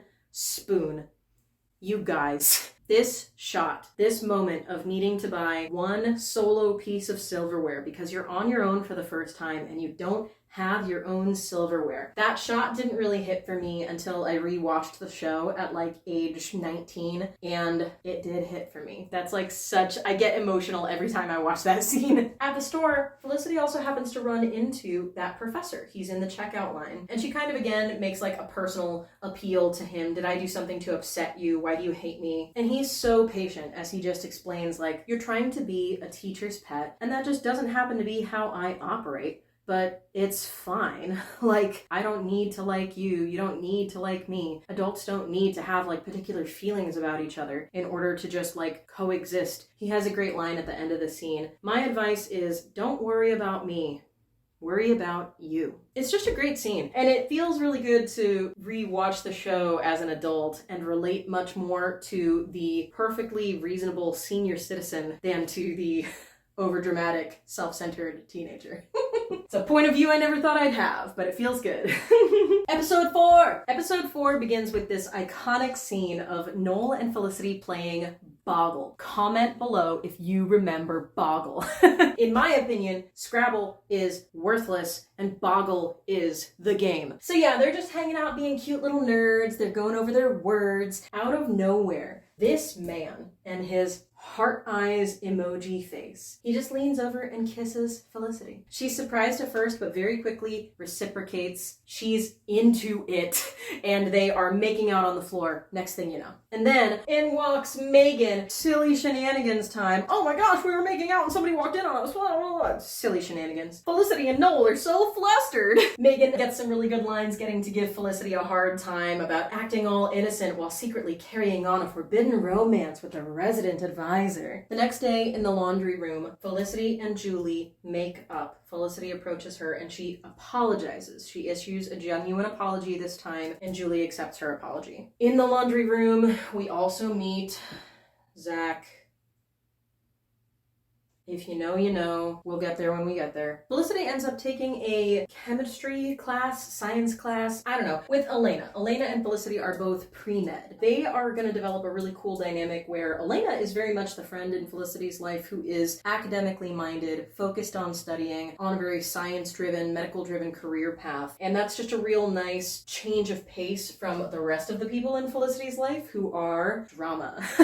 Elena asks Felicity whether she's sleeping with their RA. And that is how we learn that Megan has obviously spread some rumors. Elena explains that she doesn't care about like romance drama, who's sleeping with who, but she does care about people getting unfair advantages. And so when she hears that somebody who lives on her dorm floor might be getting, you know, an inside advantage with their resident advisor, she's just trying to keep an eye on that situation. And Felicity insists, oh no, everything between me and Noel is just on the up and up. Don't worry about it. The next day, out of the blue, Felicity gets a mini fridge. How strange and surprising, because there were limited resources on the dorm floor. So everybody who lives there entered a lottery, and one was just delivered to Felicity's room. Interesting. Surely this is a coincidence. Some other random things going on during this episode. No one is spending very much time with Ben because he's getting ready to try out for the track team at the end of the week. Julie runs into Zach in the cafeteria and they start just hanging out sort of casually. Noel and Felicity decide to schedule a little date night so that they can talk about what this means, what they are now that they've kissed. And we get an important development between Julie and Ben. The next time that they run into each other, Ben, again, I really do applaud his communication skills here. He's direct with her and he really just tries to address like, so are you and I ever going to talk about this thing that we have going on between us, or are you just avoiding me? Should I stop pursuing you? And Julie explains, listen, I like you. I just don't want things to get weird for us. You know how it is when you start dating someone and then inevitably it falls apart. We're just going to end up being awkward and we're going to be in college for the next 4 years. So why don't we just stay friends and never let it get to that awkward place? Because I like you and I don't want to have to feel awkward around you and kick you out of my life eventually. It's interesting because we get the backstory from Julie that she kind of looks at relationships as like foregone negative conclusions, but it's good because now we have Ben and Julie officially on the terms of being friends. That's what they are. It is clearly defined. Noel and Felicity are on their date together, and it's so cute. Noel has booked them a reservation at like a real grown-up restaurant, and they're both just really blushy and nervous. Noel starts the conversation by saying, so I kissed you. We think we're about to get a declaration of some sort from him, or that maybe he's just being really cute and like grandiose about like a simple topic of like, I'd like to be your boyfriend. That's what we think is about to happen. What does he say instead? He explains he has a girlfriend. Dun dun dun! Noel has a long-distance girlfriend. It's his high school sweetheart who is going to college in Chicago. And now he's trying to do a whole like, it's just been so hard for us to be apart and I kissed you because I was just feeling really confused. Felicity is obviously pissed and she makes a big scene in the restaurant, understandably. Noel tries to explain that he's been trying to be a good friend for her. He's doing everything he can to try to make her life easier. He even made sure she got a fridge. It stinks. Felicity stomps out. Back at the dorm, Felicity drags her fridge down to the end of the hall and gives it to Elena. It's a nice friendship bonding moment between the two of them. Felicity kind of acknowledges like, dang, Elena, you saw that drama coming between me and Noel before I even did. And Elena appreciates having been right. And she appreciates that now she has a fridge. Later that week, we get a moment where Felicity is at the gym so that she can watch Ben try out for the track team. We learn through her voiceover to Sally that back in high school, she used to watch Ben on the track team all the time, because that's very, very normal. But something that is different now from when they were in high school, Ben used to be the star of the track team, but now today at these track tryouts for the university team, league, whatever, I don't know how sports work, he doesn't make the team. He doesn't run the goodest. He's not the fastest boy. So we get this scene of him being really disappointed, and he doesn't know that Felicity is there, but Felicity saw the whole thing. The next day, Noel gets back onto good friendship terms with Felicity. He apologizes, he offers a genuine apology, and he has some really good, like, you know, being a man who embraces being a feminist type dialogue about, like, he doesn't want Felicity to think that he doesn't fully respect and love and admire his girlfriend. He explains that he fully did just like fall into this crush thing and kissing Felicity because he misses his girlfriend. He loves his girlfriend and he misses his girlfriend. And they technically do have an arrangement where like when they became long distance, they did agree that it would be okay for them to experiment with seeing other people if they want. Felicity doesn't seem interested in that, so it doesn't move forward between the two of them. But we do learn that he wasn't quite as villainous as it initially seemed. He's not a cheater. He just handled this whole thing very poorly. Later, Felicity runs into Ben and she asks, so how were the tryouts for the track team? And you can tell that she kind of hopes that this might be like a little bit of a bonding moment, that maybe he will open up to her and she'll be able to, oh no, really? And like, you know, comfort him and be there for him as a friend. And instead, Ben tells her, I decided not to try out. I'm really too busy. I need to focus on my classes. So I didn't go. I didn't try out for the track team. So Felicity ends this episode feeling kind of like sad and complicated towards Ben because she can't even let him know that she was there. But she knows now that he just lied to her. And it's not like it's a malicious lie, but it's just her realizing, oh, he doesn't want to be honest with me. So they're in kind of a weird place now, as far as she's concerned. Guys, it's time for the Halloween episode! Ooh, I poked the ceiling with my stick!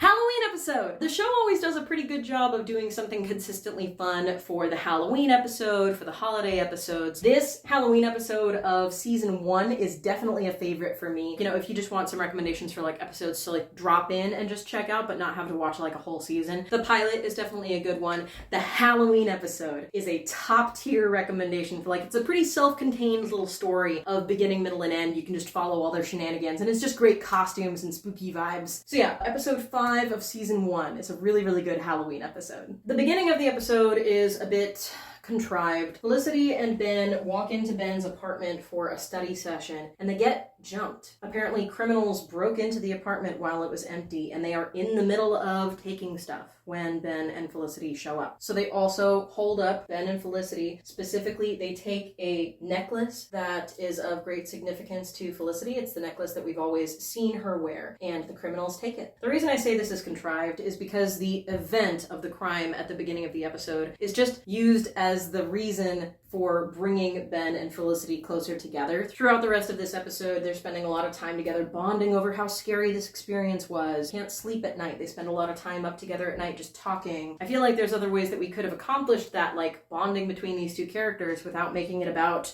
Trauma? What do I know?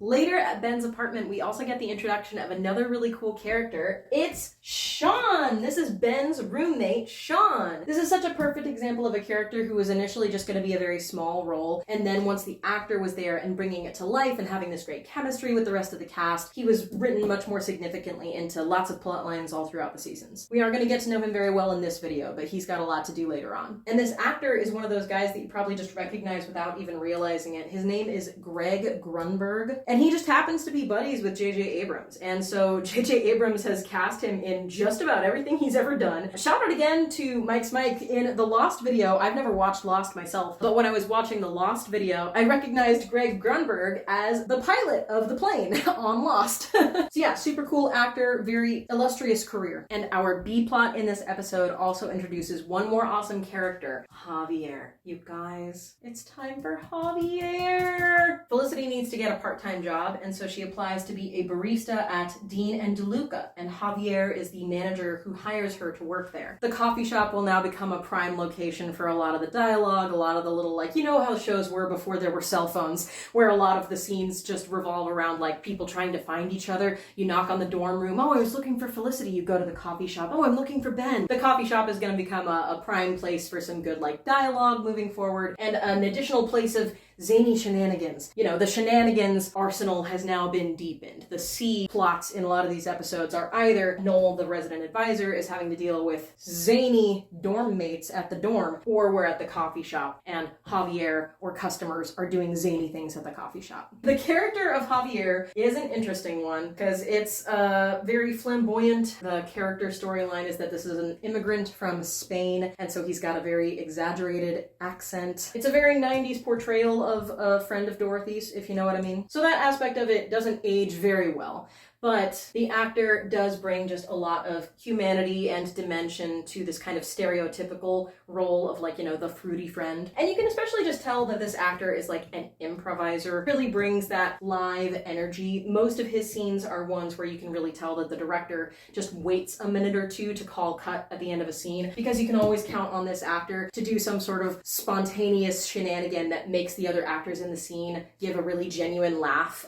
He's very in the moment and brings sort of an improv vibe to all of his scenes. We love Javier. Love Javier in this house. We don't love Zach, but he deserves a mention in this episode. This is the one good thing I'm ever gonna say about Zach. Zach takes Julie on a fun October date to go see The Exorcist for the first time at this cool looking, like, underground student movie house. The vibe of that scene does kind of make me nostalgic. I'll give them that. That's a very nice scene. Gotta love horror movies during October. During one of Ben and Felicity's moments of sort of bonding in the middle of the night, they're carving pumpkins, and it's so cute! Ben explains that Sean is going to be throwing a great big Halloween party at the apartment, and maybe Felicity should come. They even decide that they're going to go in couples costumes. It's going to be Frankenstein and the Bride of Frankenstein. How cute is that? So now it's the night of the party. Everyone is getting ready to head over, and everyone's costumes are chef's kiss. Incredible. Julie is a spot-on Michelle Pfeiffer Catwoman. Elena gets dragged along, and Noel convinces her to dress as a Subway employee, just because he thinks that would be funny. And Felicity goes so hard on the Bride of Frankenstein. The makeup,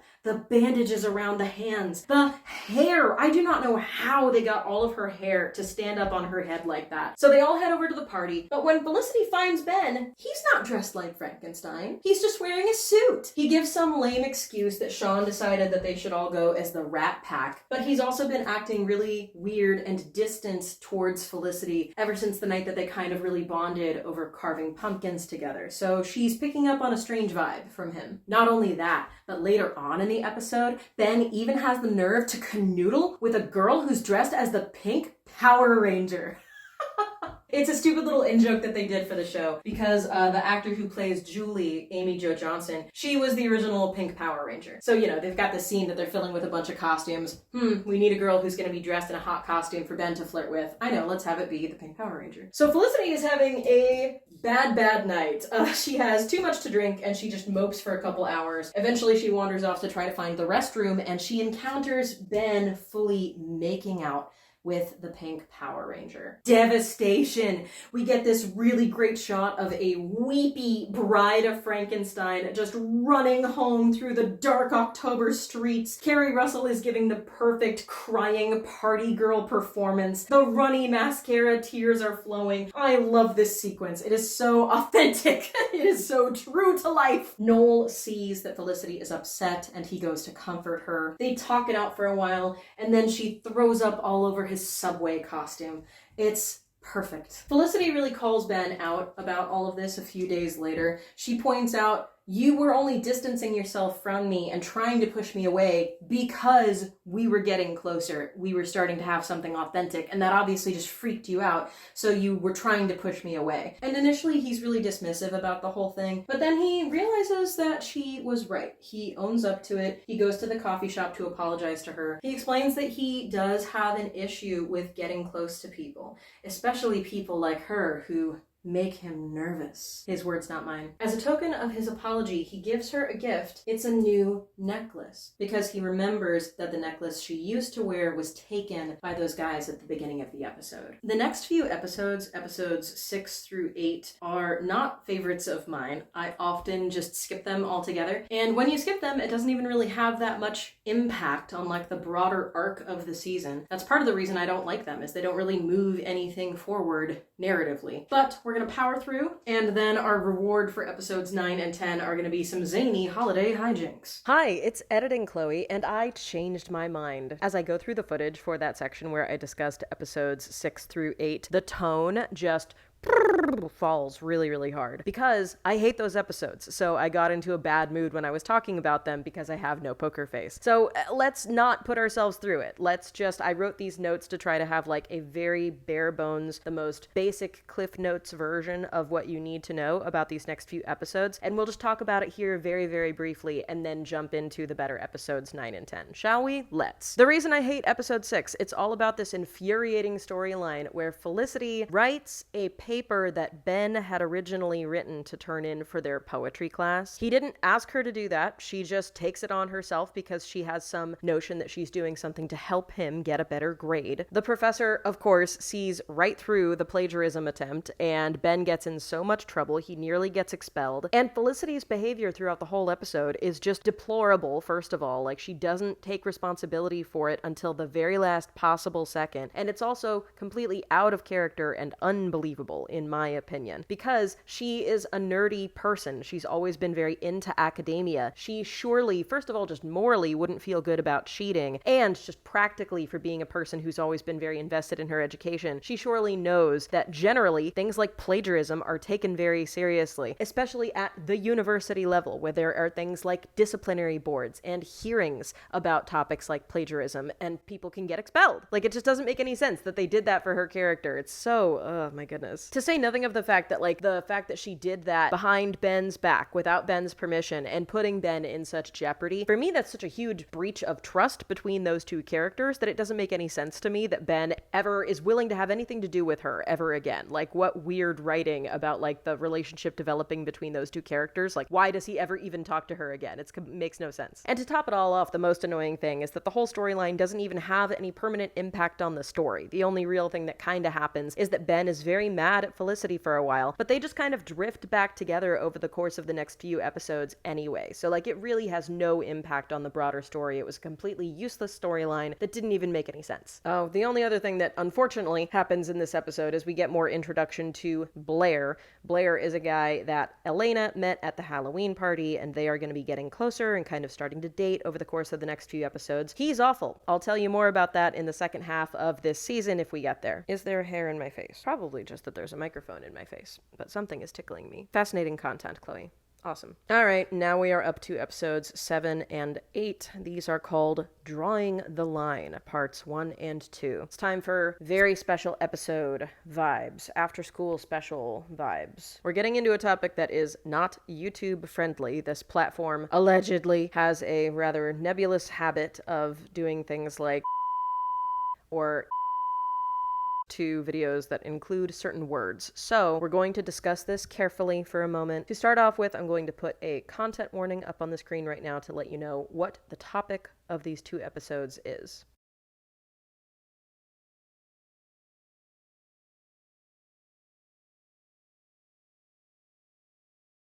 Here's your daily reminder that it is okay to take care of your mental health. And if you need to skip this conversation, then you can just jump right on to the next timestamp. No harm, no foul. Take care of yourself. This storyline is about, I'm just going to read exactly what I wrote because I don't want to mince the words with the silly YouTube rules. This storyline is about what Zach does to Julie, and my overall opinion is that it was really unnecessary of the show to add this element because it doesn't even accomplish much narratively in the bigger picture. It seems to have just been done because the writers wanted to write a very special episode TM kind of feel. The tone of the episodes is all over the place to the point of being borderline inappropriate. There's still zany comedy roommate hijinks going on in the background. In the footage I recorded, I did a detailed breakdown of what could maybe be considered generously to be the good parts of how the show approached this topic, or at least where you could maybe give the benefit of the doubt of seeing what they were trying to do. And of course, we also had more discussion about the many bad ways in which this topic was handled. Theoretically, I think in general, it's really helpful to have nuanced discussion like that when we reflect on older media, especially as it relates to stories that we have a personal connection to, stories that we grew up with as kids. But for today's video, let's just acknowledge the fact that, shocker, media in the late 90s and early 2000s did not handle this topic well. That's a super hot take I just dropped. I'm pretty sure no one has ever made that observation before. The only things that these episodes really accomplish in terms of changes to the overall narrative of the season. Zach is gone now because he basically gets expelled, and Julie and Ben start to get closer again because Ben feels very macho protective and Julie just needs a safe space. Not great writing. So when we cut back to the board in a moment, you'll notice that Zach's face has been replaced with this meme that I think just perfectly summarizes the overall theme of my media criticism regarding this topic. And it has yellow tape attached to it because I think we all have complicated feelings about the 90s. There you have it. Now we've basically covered everything that there is to cover regarding episodes 6 through 8, and we've devoted as little time as possible to these times of unpleasantry. Let's cut back to Deep Dive Chloe and we'll jump back into episode 9. With episode 9, it's super duper clear that the writers were primarily just trying to shake off the heaviness of the topic of the last couple episodes, because now it's Thanksgiving and it's time for holiday romance hijinks. Most of the whole group ends up staying in New York for the holidays instead of traveling home for various reasons. A really sweet, cute holiday episode. We get lots of friendship vibes, togetherness vibes, but who cares about all that? We're here for messy makeout drama. Noel invites his girlfriend to Thanksgiving, so we get to meet Hannah. And Hannah is played by none other than a young Jennifer Garner. Years before Alias, this is some early collaboration between J.J. Abrams and Jennifer Garner. And this is also when Scott Foley meets his future wife. Scott Foley and Jennifer Garner met on this set, and they got married later. They also ended up getting divorced, but they seem to have always spoken amicably about their time together. Overall, it just seems like another good example of everybody on this show still having fond memories of the time that they all shared and all still being on broadly good terms. So Hannah is in town. Hannah is meeting everyone. Noel is a nervous, neurotic mess whenever Hannah and Felicity are in the same room together. She surprises him with some big news. She has been accepted to a college in New York. She explains that she was interested in it for her career, it is a great school that she was accepted into in New York, but also she thought that it would be good for their relationship to be in the same city again. Noel is initially kind of negatively surprised by this news. It takes him a second to warm up to it, but eventually he is won over to the idea, and he and Hannah start excitedly telling everyone, Hannah's moving to New York, isn't it great? This is weird news for Felicity because Noel keeps acting like such a nervous mess whenever Hannah is around. So now Felicity is starting to feel am I basically losing my friend, because is he the kind of person who doesn't feel like he can be a friend to me or act normal around me when his girlfriend is here? On the day of Thanksgiving, Noel and Felicity get into a very rom-com, snarky, kind of passive-aggressive argument. Felicity is claiming that she's not upset because she's jealous. She's definitely not jealous. She's definitely not upset because she's jealous. And the next thing you know, they're making out just so hard, just running right at each other. They're like fully wrapped up in each other. It's a makeout session in the bathroom. Look out. Ben sees them because they're making out in like the co-ed dorm bathroom at the end of the hall. Like anyone could have walked in on them. So Ben has spotted them, but for the moment their secret is safe. They weren't spotted by anyone else. The following scenes do feature some of my favorite ever comedic acting moments from Carrie Russell in particular, but really it's just good like ensemble comedy from everyone. Felicity is perfectly portrayed as being like horny and paranoid and guilty and confused and overwhelmed and just lots of feelings. And Ben has a perfect like subtle comedic response when he learns that Noel has a girlfriend. He hadn't known that when he saw them making out. And poor Julie just has no idea what's going on. It's really, really good comedy vibes from everyone. Meanwhile, Noel checks in with Hannah, and she admits that she has been a little bit preoccupied thinking about a guy back in Chicago. Remember when they first agreed to do long distance, they said to each other that they would remain open to interactions with other people if that were to come up. So now it seems that Hannah is feeling more connected to this other guy. She explains that part of why she wanted to be excited about moving to New York was she was assuming that as soon as she saw Noel again, they would just pick right back up where she left off and she wouldn't feel confused anymore. Noel admits, of course, that he's in a similar situation. So they have a really bittersweet, lovely little breakup scene. It's that vibe of, you know, they still both really care about each other. The cities that they live in and the feelings that are coming up for them are just pulling them in different directions, and they part ways amicably, just sort of like agreeing that they both still really care about each other and that they're sorry that it didn't work out, but it just didn't work out. And then everybody eats some turkey. It's turkey lurkey time. Let's make a wish and make all our wishes come true. Does anybody else remember camp? I know that camp is not where the turkey lurkey song really comes from. I don't remember what it's called because I was just imprinted on by camp instead. Now every single Thanksgiving or anytime that anybody mentions turkey, that's what happens in my brain. It's turkey lurkey time. Anyway, episode 10! Guys, this is the last episode of this video. Look how far we've come. Hey, look at us. Who'd have thought? It's finals week, and so this episode is all about zany finals hijinks. This is another really good episode to jump into just out of context if you like Christmassy episodes, if you like comedy episodes. Noel and Felicity spend the whole episode just making out. They keep claiming that they also want to try to find time to like have a grown-up discussion about like, you know, what this is. Put a label on it. Are we boyfriend, girlfriend? Are we exclude? Like, you know, they want to try to have a discussion like that. But with finals going on, they're just stressed. They're spending every single moment of their time just studying like crazy. So they decide that a grown-up conversation about their situationship can wait. And instead they're just trying to study and they're making out with every spare opportunity that they can get. Understandable. Gotta have priorities. We're introduced to another quirky dorm character, Richard! The way that later on in certain seasons people just bark Richard's name all the time. Richard!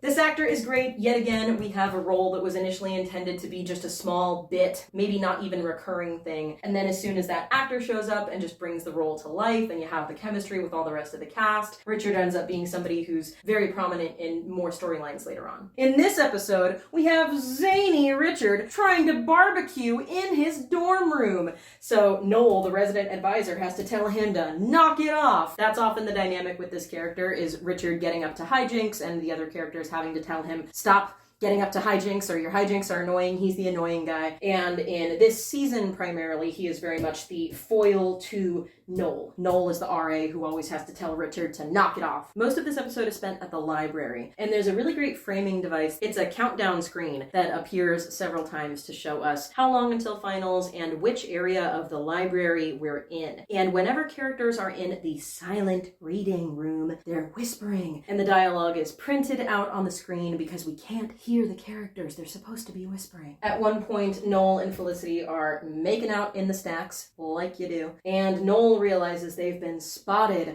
It's Richard! He has seen them making out, and he's gonna report them because RAs aren't supposed to be fraternizing with residents. So now Noel is gonna be chasing Richard around for a while to work that out, which leaves Felicity to study with Ben. He's been really struggling with their final big poetry assignment, and he reminds Felicity, rightfully so, that she really owes him, because if he doesn't ace this final, he's gonna fail the class. A situation that he is only in because he has a super low grade as a result of their whole like plagiarized paper fiasco. And so she spends a lot of this episode with Ben helping him study, and that makes Noel feel kind of jealous and insecure. We get an excellent scene with Megan where she kind of antagonizes Noel. Megan!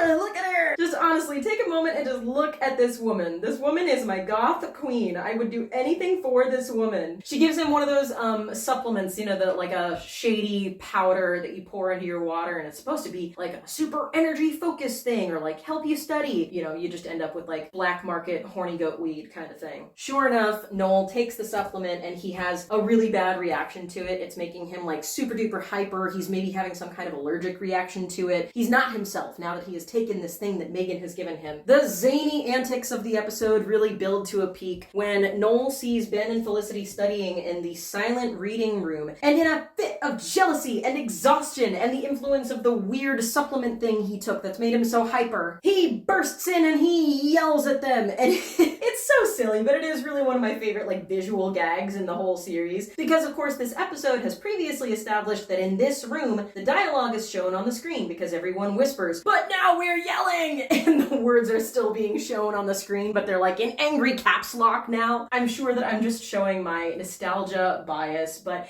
that sequence just gets me every time. It's really silly, fun comedy. And by the end of the episode, they end up laughing about it. All three of them are on good terms. So guys, this brings us to the mid-season cliffhanger. Finals are over. Felicity and Noel say goodbye to each other. They're each going home to their own individual families for the holiday break. They agree to just let their situationship go undefined for the moment. They'll talk about it when they get back from break. For now, everything is good between them and they're both very happy about it. Merry Christmas. Kiss, kiss, kiss. So long. Noel leaves first. Noel is now gone and Felicity is at the dorm. She's going to be leaving for her trip the following morning. So now it's the next morning and Felicity gives Ben a call. They were both gonna be back in Palo Alto over the Christmas break. They had previously discussed maybe catching a cab to the airport together. So Felicity gives him a call. "Hey, I'm gonna leave in like an hour. Do you still want to share a cab?" Ben explains, "I decided I'm not gonna go. I'm just gonna stay and hang around here over the holiday break. I canceled my flight." Felicity is a little confused. Ben explains, "Yeah, you know, I just decided I can't wait to see what this place looks like," Felicity says, "when it snows." So they're getting back into kind of a rhythm that they established with the pilot episode, maybe. They end the conversation on a good note. They tell each other goodbye and happy holidays. They hang up the phone. We get the impression that Felicity is left with sort of a sense of like rekindled friendship with Ben. Positive feelings about maybe being closer to Ben. She seems to have a glow about her from just like that little interaction. And then back in Ben's room, the camera pans down to reveal Ben is in bed with Julie. And Julie looks miserable. I feel terrible for her because now we understand that she must be feeling really, really guilty. We understand that she and Ben are keeping this secret from Felicity. Are Ben and Julie like officially together now? How long are they going to try and keep this a secret? How is Felicity going to respond when she inevitably finds out? What is it going to mean for Noel? Surely Felicity is going to have some sort of dramatic ridiculousness, and how is that going to make Noel feel? So many questions, no answers. And that's the first half of season 1 of Felicity. Yee! We did it! I should put my pointer down before I accidentally stab the ceiling again. This was so fun. Again, I fully assume that I was just doing this for my own edification and that no one else is here watching this right now. But if anyone else has made it this far, thank you so much for being here. I appreciate you very much. Have you ever heard of this show before?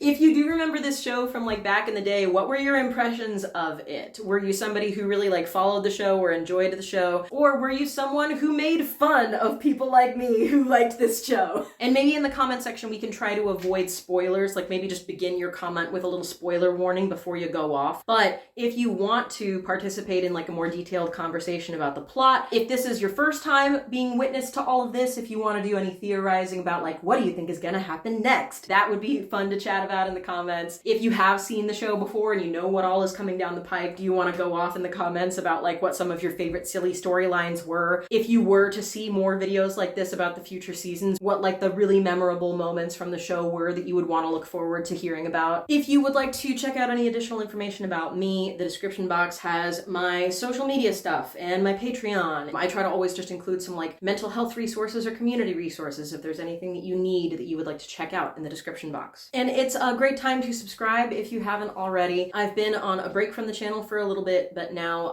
the goal is to get back to doing weekly uploads, I think. I had also set the ambitious goal for myself that I was gonna try to do Vlogtober and do daily uploading for the month of October. Maybe also Vlogmas daily uploads in December as well. I've been very humbled by taking this break the last couple months and realizing that, like, you know, it's hard to catch up on goals for your YouTube hobby when the rest of life just keeps on lifing. But I have started pre-filming for Vlogtober, so we'll see how it goes. If you would like to be along for that journey, we would love to have you. Thank you for being here. This was an interesting experiment. I'm really glad to have tried this. This was really, really fun. And if you're here watching, then I just can't believe that you stuck with me through the whole experience, and I really, really appreciate you. Until next time, take care of yourselves and take care of each other. Look at it! It's so beautiful. We're done, right? It almost feels weird to stop and like be done. In the arms of the angel. Ugh, is it apparent that I just get songs stuck in my head when I'm exhausted? In your eyes, the light, the heat, your eyes. I feel complete. Your eyes. 1,000 churches, your eyes.